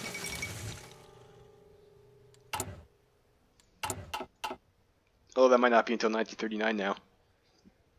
Kaiserreich Pact war seems to start a lot later. The death of Abdullah bin Hamid al-Rasheed. The murderous rampage has now reached international levels as Abdullah bin Hamid al-Rasheed was murdered 20,000 feet above Diyarbakir. The aging prince, who had grown tired of his brother's killings, had recently pleaded to the emir to put an end to the crisis, but was shunned by him. Believing that his conciliatory tone was nothing more than an attempt to take the throne for himself. Believing his life in danger after his confrontation, and hopeful that, if not in Hale, he may find a listening ear amongst the Ottoman Turks, he traveled to Baghdad, where he was allowed passage in a postal plane to the capital. This plane would prove to be his final trip, ever as just after refueling in Mosul, one of his co-passengers threw the prince out of the plane at high altitude. Though no one knows who ordered the attack, word has it that in Ha'il that this murder has finally woken up the emir and prompted him to take decisive action in the matter. Let's hope a solution is found. Yes, before our stability gets to silly levels.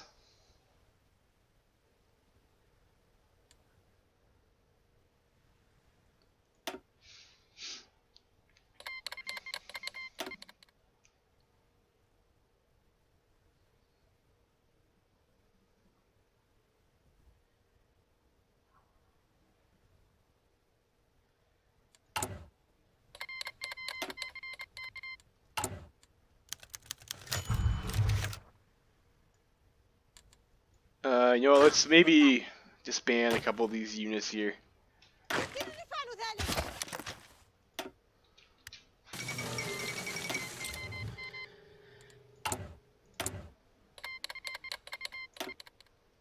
I'll disband another one.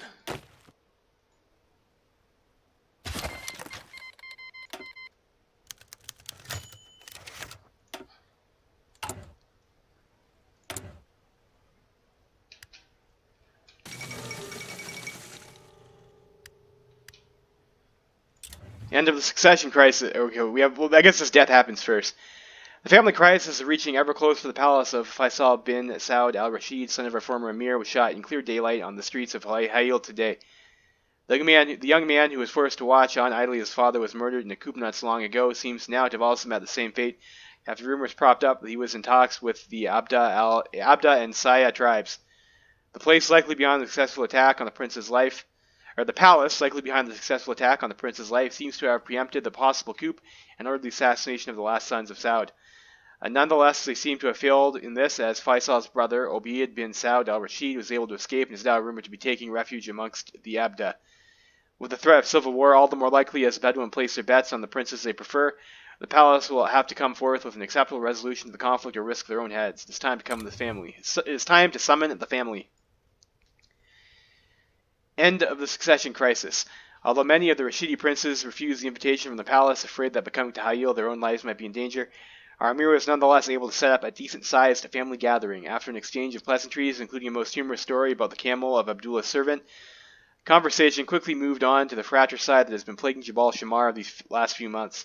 The catastrophic loss of life, including the death of 5 Rasheedi princes and the former Emir, have bled the family dry and seriously stifled its ability to effectively govern its new state as governors, commanders, and other representatives are picked off one by one.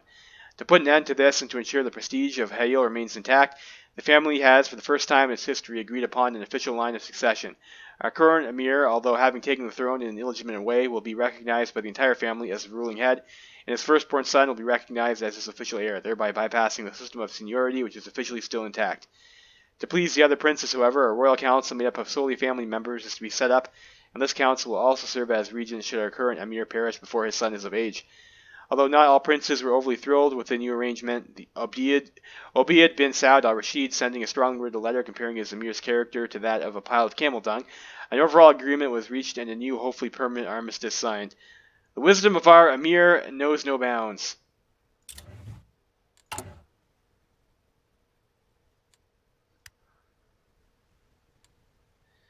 Yeah, it's wisdom that he decides to make himself, ruler for life or whatever, right?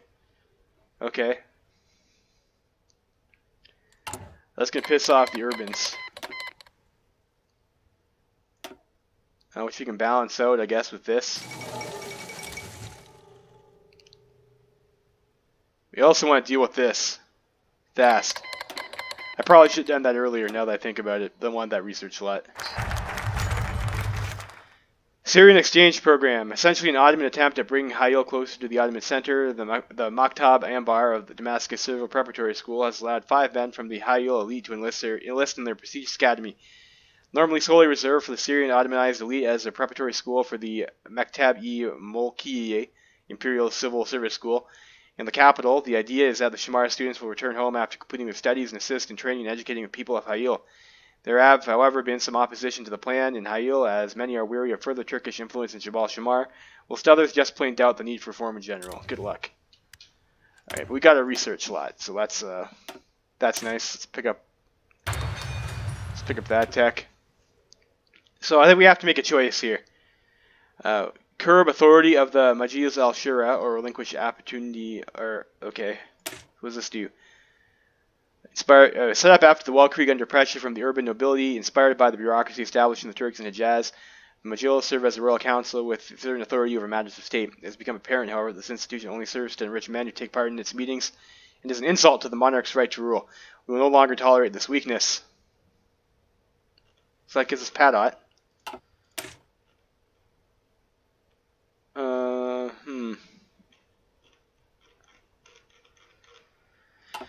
Alright, so let's look at what we get here. So we get 100 political power. That pleases the ulama. This makes the Bedouin unhappy. This gives us a neutral. And we can outlaw slavery. Why would we want to do that? We get manpower and stability. Okay. So this over here is going to piss off the Bedouin. So we have a choice to either piss off the Bedouin or not piss off the Bedouin. And if we decide to not piss off the Bedouin, we get stability and we get recruitable population factor and negative 10% consumer goods. Just pretty good buffs. So I guess we get to do one of these regardless of what we pick. This gives us resistance growth speed, damage to garrisons less, and that's going to piss off the Bedouin. And we'll get political power and stability. Insurrection speed, factory output, a civvy factory, and some industry bonuses. I think we would want to maintain. What does this say here?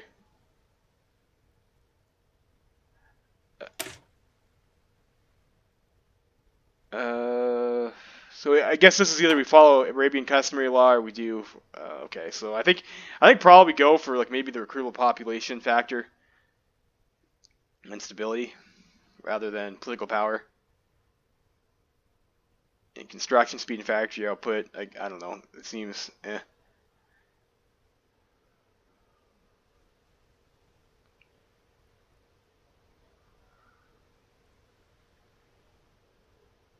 So what does this actually do? Because I guess it looks like we can do all of these. regardless of which one we pick. Huh.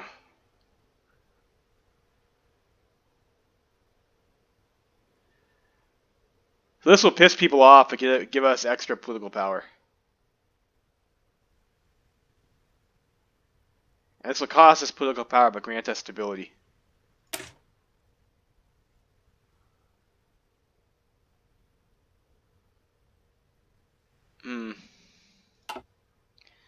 I'm pretty sure our guy is like supposed to be a dictator, so we'll try that. We'll curb the authority of Majlis al-Shura, those treacherous dictators. Or not, those treacherous ministers. I thought we were supposed to be, we're going to be Padot after this, so Padot.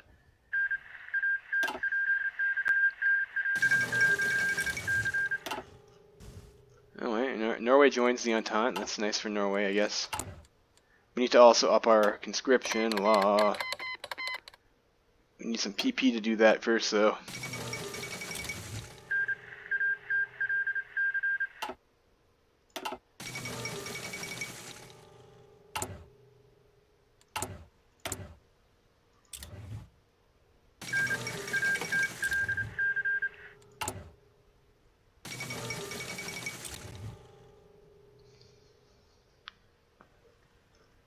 Lots of wacky stuff happening on over there, isn't there?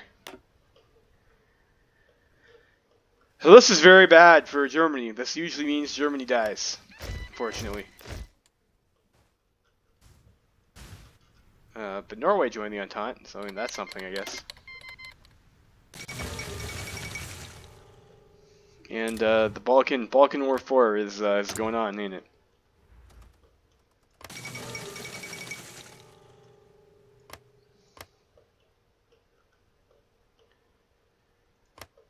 And there's also the, I guess Austria-Hungary's having its own problems. Huh. We have Henry Mordack in charge there.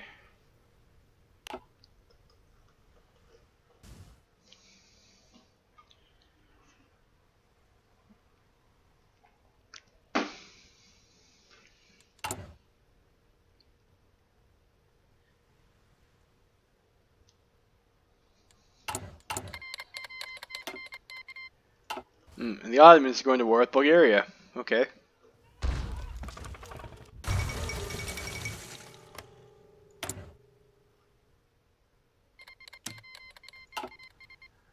And so I guess we could go to war with them.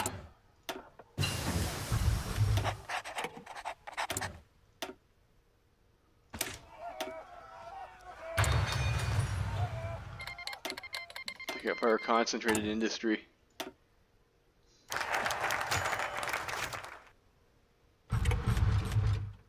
Abolishment of the Majlis, originally created in 1922 as a compromise between the powerful Al-Subhans and the House of Rasheed.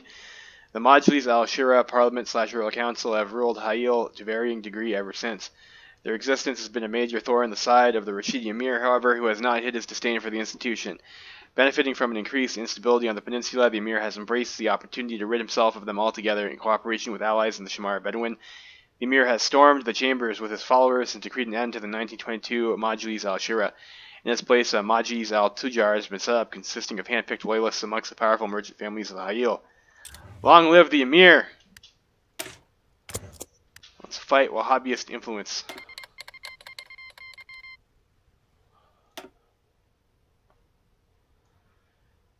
Yeah, sure, bud, whatever, we'll go to war.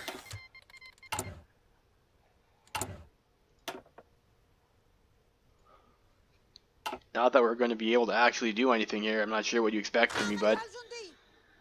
Our 3-width cavalry are probably not what you need. They're probably not what's going to win the war for you there, bud. Sorry to say. Oh, I don't think we'll have any problems anyways. Like, Bulgaria should definitely not win that. AI Bulgaria probably isn't able to.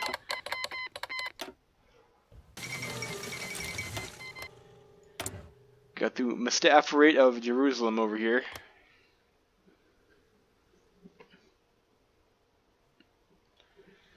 The Ottomans.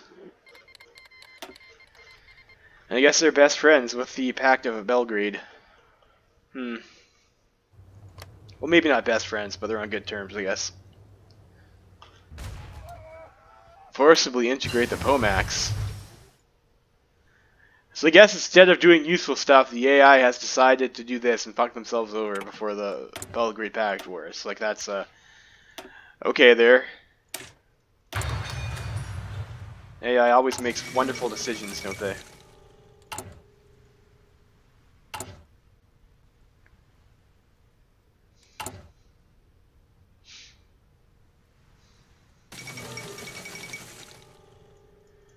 So what does this actually do? So this will remove that Wahhabist rhetoric thing. Which will be good.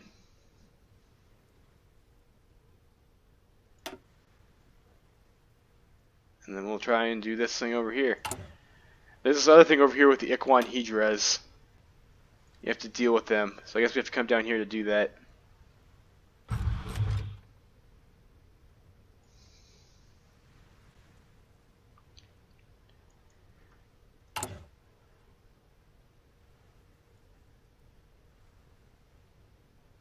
Consumer goods. This costs us consumer goods factories 10%. Ugh, gross.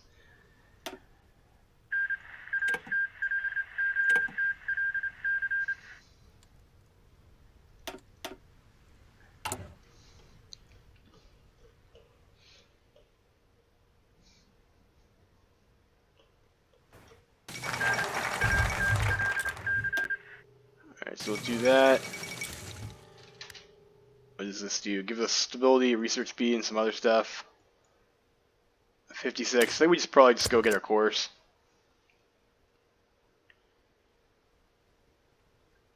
Now we're getting lots of political power gain per day. That's beautiful.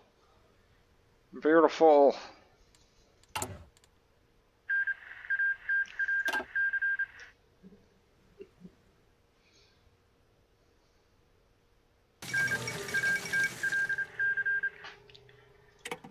So Mexico took out Yucatan. Does that mean they went natty pop? You have natty pop? No, we have Padot, Mexico. And they're in the Entente. That might be a fun game to try too, Padot, Mexico.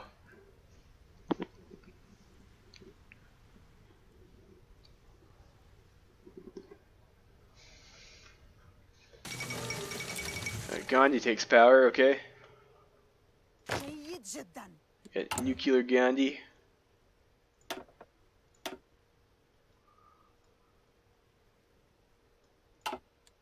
Do that. Let's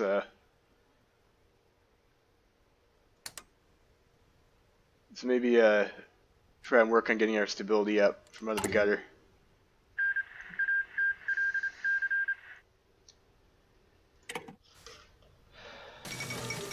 Counter-revolution in Chile. Fair enough.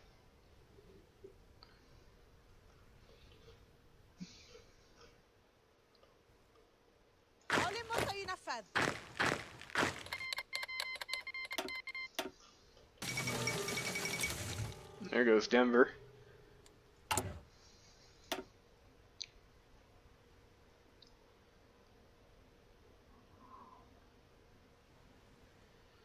Pro-Saudi loyalists. Is that? I guess that's this thing over here, probably. Great Al-Hassa.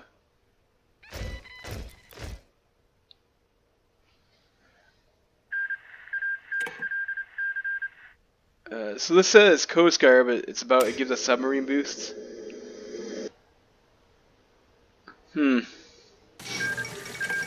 you would think it would give you, like, from the description, you would think it would give you, like, destroyer boosts or something, right? Fulfilled the unification of Arabia.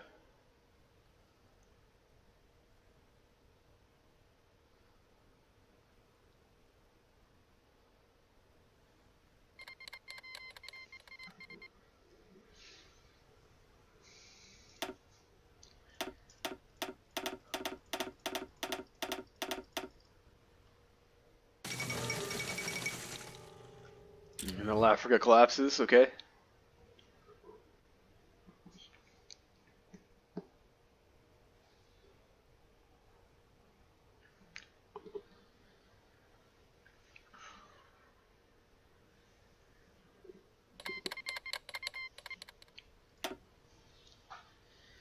South Africa goes to war with Namibiland.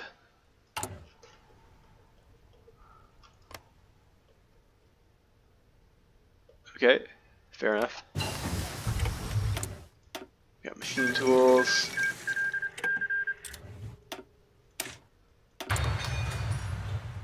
Still some doctrine, I guess. We're not gonna have a huge army, so we'll also try to make it a good one.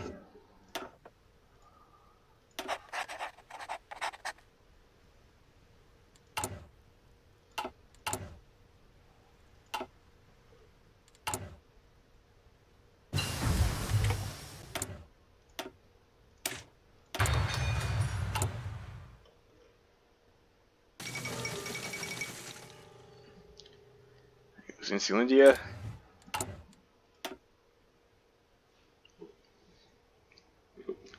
So I think if we dealt with the lobbyist influence, like hopefully that deals with this uprising here.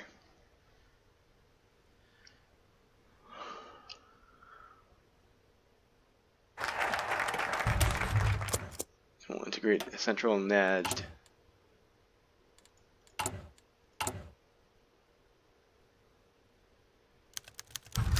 Wahhabist ulama defame Abdullah ibn Talal al-Rasheed. I think that's their guy, right? Whilst our contest over Najd has driven the sons of Ibn Saud once more off our rightful domains, we are powerless against the influence the Wahhabist ulama holds over the common folk of Najd. By refusing to relinquish their loyalty to the Imam, various towns and oases in Najd have been more than vocal in their resistance to the new Emir.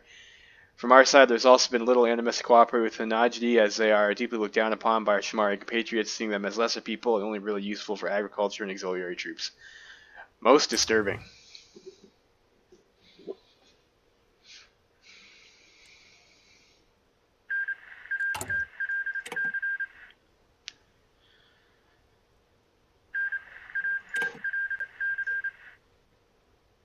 Like 81% party popularity, that's massive.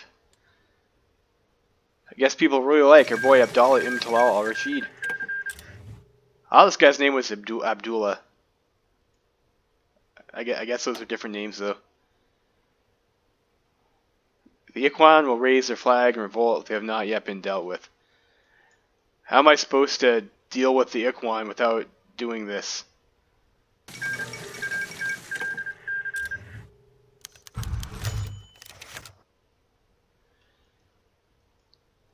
I'm not really seeing anything else to deal with the Ikhwan.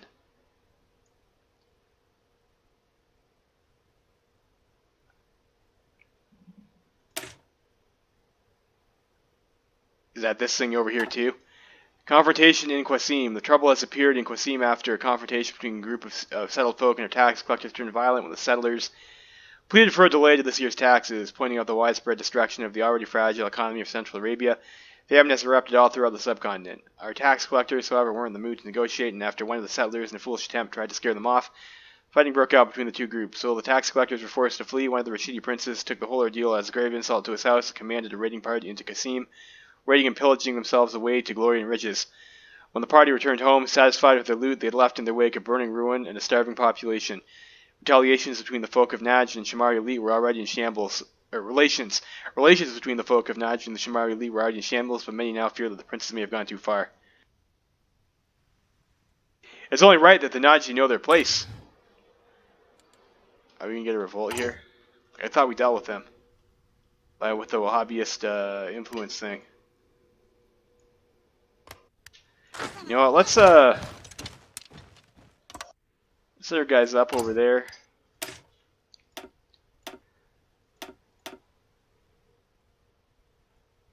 I guess if we're fighting in a desert, we probably want camels.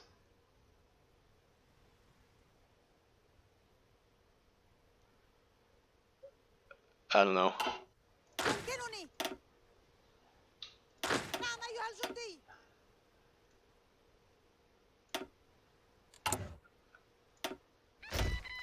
Let's get some of these camel units out, I guess.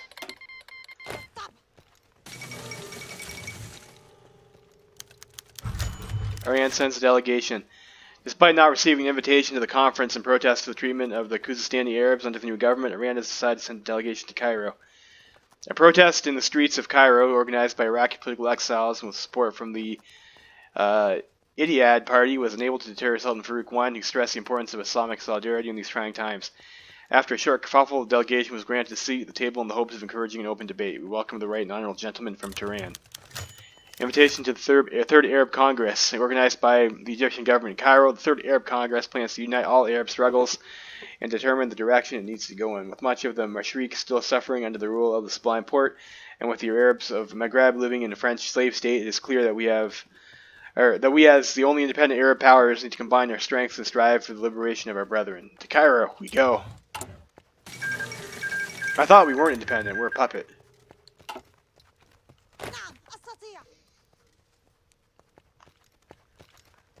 Some guys in a camel.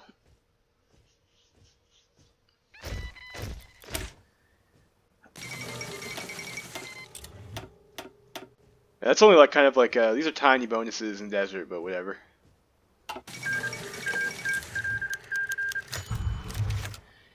Idris I arrives in Cairo, leader of the Senussi order and opponent of the Ottoman Pact Ahmed Sharif I. The exiled Idris has arrived in Cairo, backing the Entente during the Weltkrieg and the struggles on Libyan ground. The leader of the Senussi order was forced to flee into Egypt when the Italian front collapsed. By many Libyans, he is, however, seen as the legitimate ruler of their nation, and over the years he has steadily been preparing resistance for his return. A true hero. Fuck. Riyadh outs the Shammar garrison. Angered by the tyrannical rule of the Rasheed governor, a small group of Saudi loyalists have stormed their garrison in the Saudi capital of Riyadh, and after a short fight retaken control over their city, proclaiming Saud bin Abdulaziz al-Saud the new Imam of Saudi Arabia. Messengers have been sent on the swiftest horses available to gather the war host amongst those still loyal to the Saudis to retake the throne, ousting the Rashidis once and for all. Not again.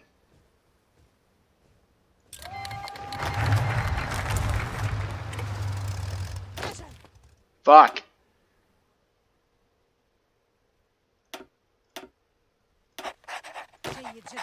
Shit, I fucked that up too. Click in the wrong box.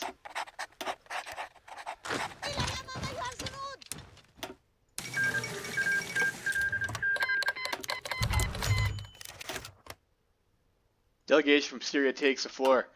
Repressing the secret organizations of Beirut and Damascus, a variety of political exiles. Yeah, how was I supposed to deal with them? Do they have to do something like over here?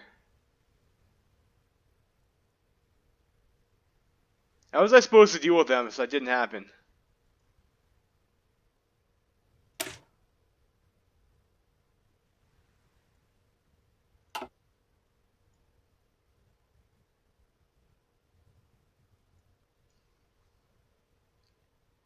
Or I guess you always get that revolt, and you have to deal with it first before you can do the focus? I don't know. Representing the secret organizations of Beirut and Damascus, a variety of political exiles from Greater Syria region have attended the conference to attack Ottoman practices in their native home. The Palestinian influence or issue featured most prominently in their speeches. They see the continued existence of the MOJ as a slap in the face of Muslims across the world. Syria has to be freed from Turkish tutelage, which serves nothing but treasury of Abdullah II. Less radicalized speakers were also given the floor, with even Maronite Arabs allowed to have their say in the matter, preaching a dialogue between the various people of the Greater Syrian region and even considering an arrangement with the Jewish settlers.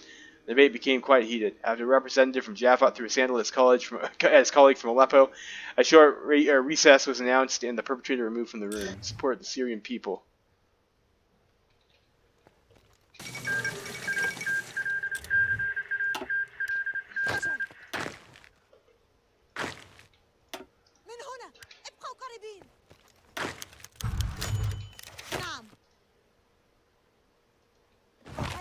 Oh, this is not good.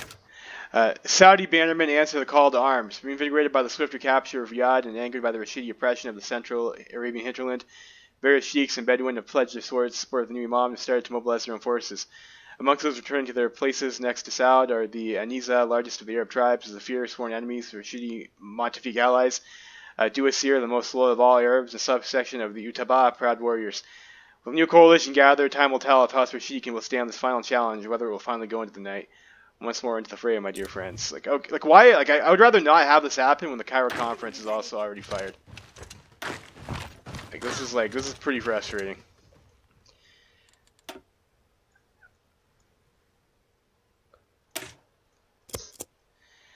After the speaker from Jerusalem finished a speech about the threat that Zionism poses to us all, the floor was granted to the delegation from Iraq. Announcing their support for our brethren in Palestine, they urged the people in the room to not ignore the second threat to the Arab people. He goes without saying that it only does so to weaken its rival in Anatolia and exploit the Iraqi Arabs after the sand is settled. Oh, this is not good at all. Before the representative from Mosul could finish his speech, however, the Iranian delegation rose up to protest against their accusation. Should we not focus on our common enemies instead of creating new ones before the first one has been dealt with? As the temperature in the room for the second time rapidly started rising, another brief recess was announced. To a free and Arab Iraq.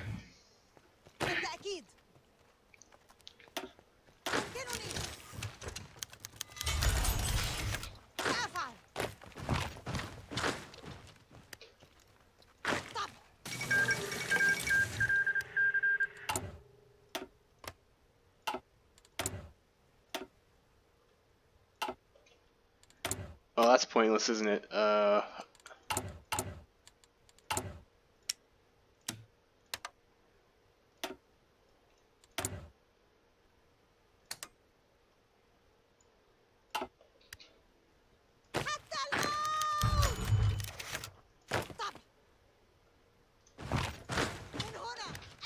Farouk I condemns the Zionist settlers. After hearing the tragic accounts of Palestinian Arabs suffering at the hands...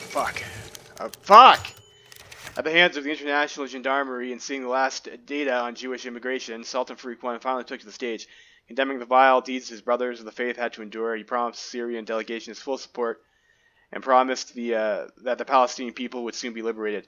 A grand applause followed when all representatives gave him a standing ovation. News of his speech was received less well by the significant Jewish community in Egypt itself. These Jews, who enjoy fairly good living conditions and political freedom under the Egyptian state, are now afraid that his open attack on the Jewish menace in Palestine could send shockwaves in their direction. Interest pleas for help. After the speech of Farouk I, the conference has taken a different turn. The charade of cultural conference to celebrate Arab people has been replaced with open discussions of actions to be undertaken against those that threaten the Arab people. The exiled Libyan leader Idris I has been pulling up support for well over a decade, and with Ottoman garrisons in Libya becoming careless, as heated political debate overtakes the capital, he plans to strike within the year and oust Ahmed Sharif I. Hearing all the kind and passionate words from the other representatives, it is now time to turn these into guns, manpower, and donations to ensure a successful... I guess we support Idris.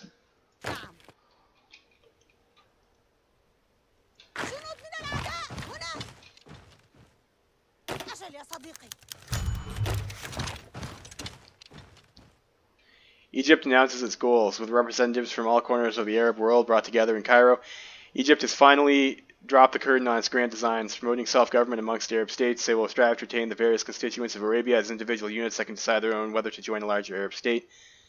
Representatives from Iraq, Syria, and Hajj are pleased that they will retain the right to determine their future, but on the peninsula enthusiasm is far less high. Not only would they see no rewards from their participation in the war, but furthermore they would have to contend with the powerful Hijazi state. This will be interesting to say the least. Okay, I can't see. Iran leaves the conference. As the final resolution of the conference seems to imply an independent Iraq free from Iranian influence, the Iranian delegation has left in anger. Whether this will impact their decision to take part in the war with Sublime Porte or Allah forbid, take the Turkish side remains unclear, but has left a sour taste. They weren't invited anyway.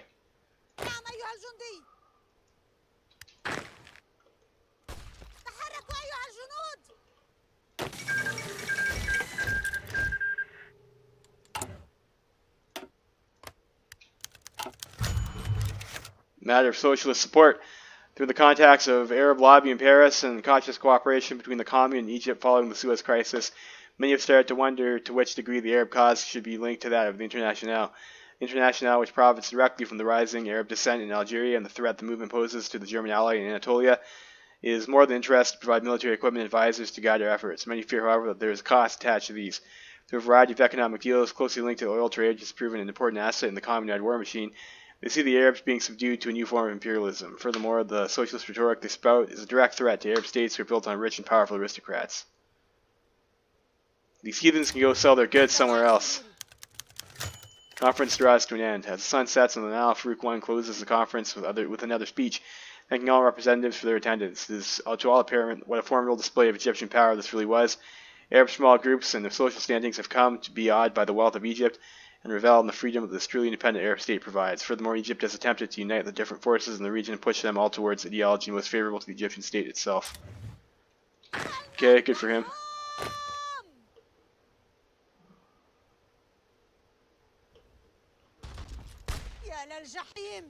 Shit.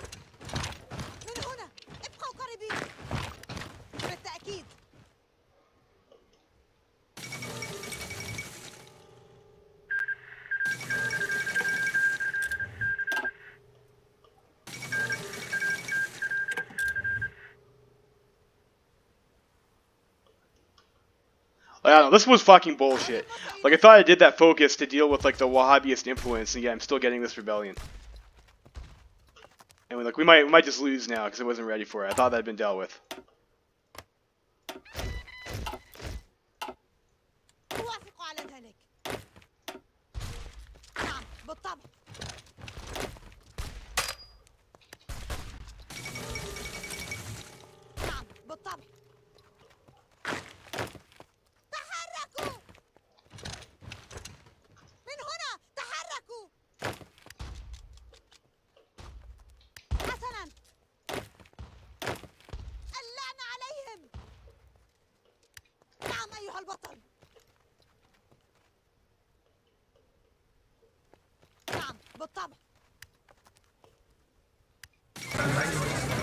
But I guess we just take Riyadh and we win those. I mean, that was pretty scary. I'm not gonna lie. Like, I wasn't sure if we were actually gonna be able to win there. Like, I think, like, what does that even fucking mean? Like, we did. I guess we get this now. So I guess you admit you always get that revolt. You always have to fight that. Is that how that works?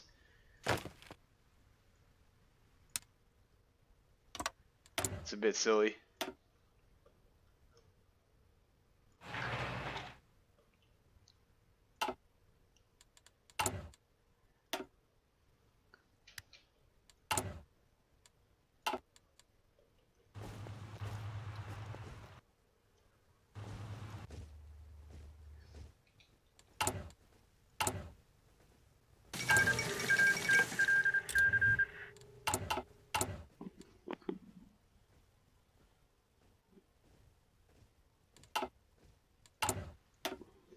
Did you get any factories over here anywhere? Get an off-map civvy over here.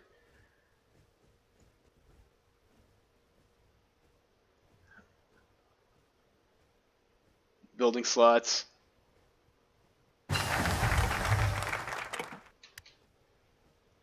Alright, let's so I guess we would expect another rebellion here, wouldn't we?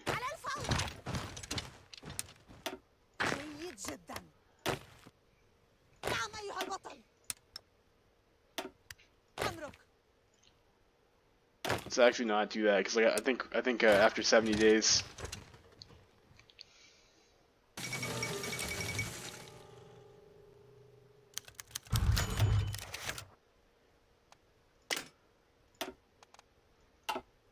Unrest among the Ikhwan. Whilst the defeat of Imsad has greatly damaged the standing of Wahhabism on the subcontinent, the Ikhwan remains a powerful force and has, through their network of Hijraz and tribal alliances, proven a tough nut to crack. Faisal al-Duwaish, leader of the Mu'tara, and in the eyes of many of the greatest commander of the Arab Peninsula, seems unhappy with his position and even refused to visit Hail to swear fealty to our Emir, one of the gravest insults imaginable in the eyes of many Bedouin. Other disgruntled leaders amongst the Utaiba and the Ruwala are further contemplating the situation, as though their combined strength, they are capable of surrounding our capital of Hail to cut us down from the Najd hinterland, our main base for food and manpower. This is the most disturbing. Alright, the video is going to be over in a minute, but I guess I'll see you guys back in a minute here and we'll finish playing this game. Levy Freeman signing out.